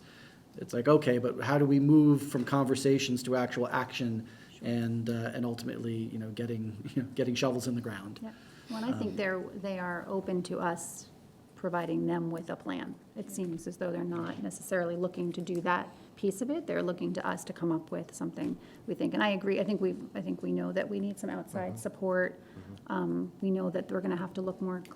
We're not going to be able to make those sorts of decisions. So I think that's going to be part of the work of the subcommittee. But I think we do need to get moving. I think it's pretty urgent. I mean, it's very urgent, and budget's coming. So we do need to move rather quickly. And so I think if people are interested and willing to meet quickly and maybe frequently, then, sorry, Mrs. Newhouse, she's like, what? What did I just sign up for? Sorry. Yeah, no, go ahead. So, just a question for my knowledge. Can you refresh my memory as to when is MSBA applications supposed to be in? Is that something that we're going to do anyway regardless, or I don't know what the thought process is, because I don't know if we submit it this year, if that kind of removes us from next year, if we don't, you know what I mean? I don't. The MSBA application deadline's this spring. I think it's April. So to answer your question, I think that's still to be determined, and I think there's certainly interest to explore that further, and I think we, from the town and from Jeff Hull. So we're trying to, at this very sort of moment, explore what that would take, and really it's sort of an educational time period right now, I'd say, for everyone, and everyone meaning, us as well as the town. So if we really were interested in doing this, what would that look like? Is it the time to do that now? Would it be a benefit? So I think that's still a question to be determined. Would we apply? We've got some time, but not a lot of time. The statement of interests are pretty laborious. There's a lot of information that has to be collected. I'm not saying it's not doable, but it would, yeah, so. Other factors going on, though, it's. Yeah. Thank you. Okay. Mr. Smaha. I have some questions about the MSBA. I mean, would that, because the Wildwood is like a pre-K school, and the MSBA will only go first, or will do kindergarten? Can I get some clarification on that? Like, how viable an option is MSBA for a school that has pre-K, and then we also have, student support services in there? Yeah. There's a lot to, it gets a little bit tricky and complicated, and some would suggest, but apparently this is not true. MSBA will not support a pre-K building, and I actually just recently learned that may not exactly be accurate. I think the easiest way to kind of boil this down is to sort of say this, that if there's the will to submit an application to MSBA, what it's stating to the MSBA is, look, we think we have some buildings that are in need of substantial revenue to either renovate or expand. And we would be interested in your help. But we don't, we have these buildings, we could submit for multiple buildings, that I'm clear on. But then we need to say, this is our priority, because MSBA actually requires you to make a priority. But what I'm pretty confident in saying is that then MSBA will partner with you if they invite you in. If that priority building really does reach a threshold, that from all of the other building applications, and there could be over 100, there usually is, they say, yeah, you know what, that does rank in the top needs, so let's work with you to figure out a little bit more about what you might be interested in exploring. And it doesn't have to just, it doesn't just necessarily have to be the Wildwood. It can be part of a larger picture to explore for the district if you submit multiple applications. At least that's my understanding. That's how it was in the past. So, so it's a longer way of saying we don't necessarily, even though Wildwood is the target, it doesn't necessarily have to be sort of the end goal. It can be something broader. And MSBA really has a whole process to explore that with a community if you're at that point. But not applying, there's no guarantee. There's usually well over 100 applications, and sometimes that can be 40, 50 that get in, or 20 or 60, depends. So.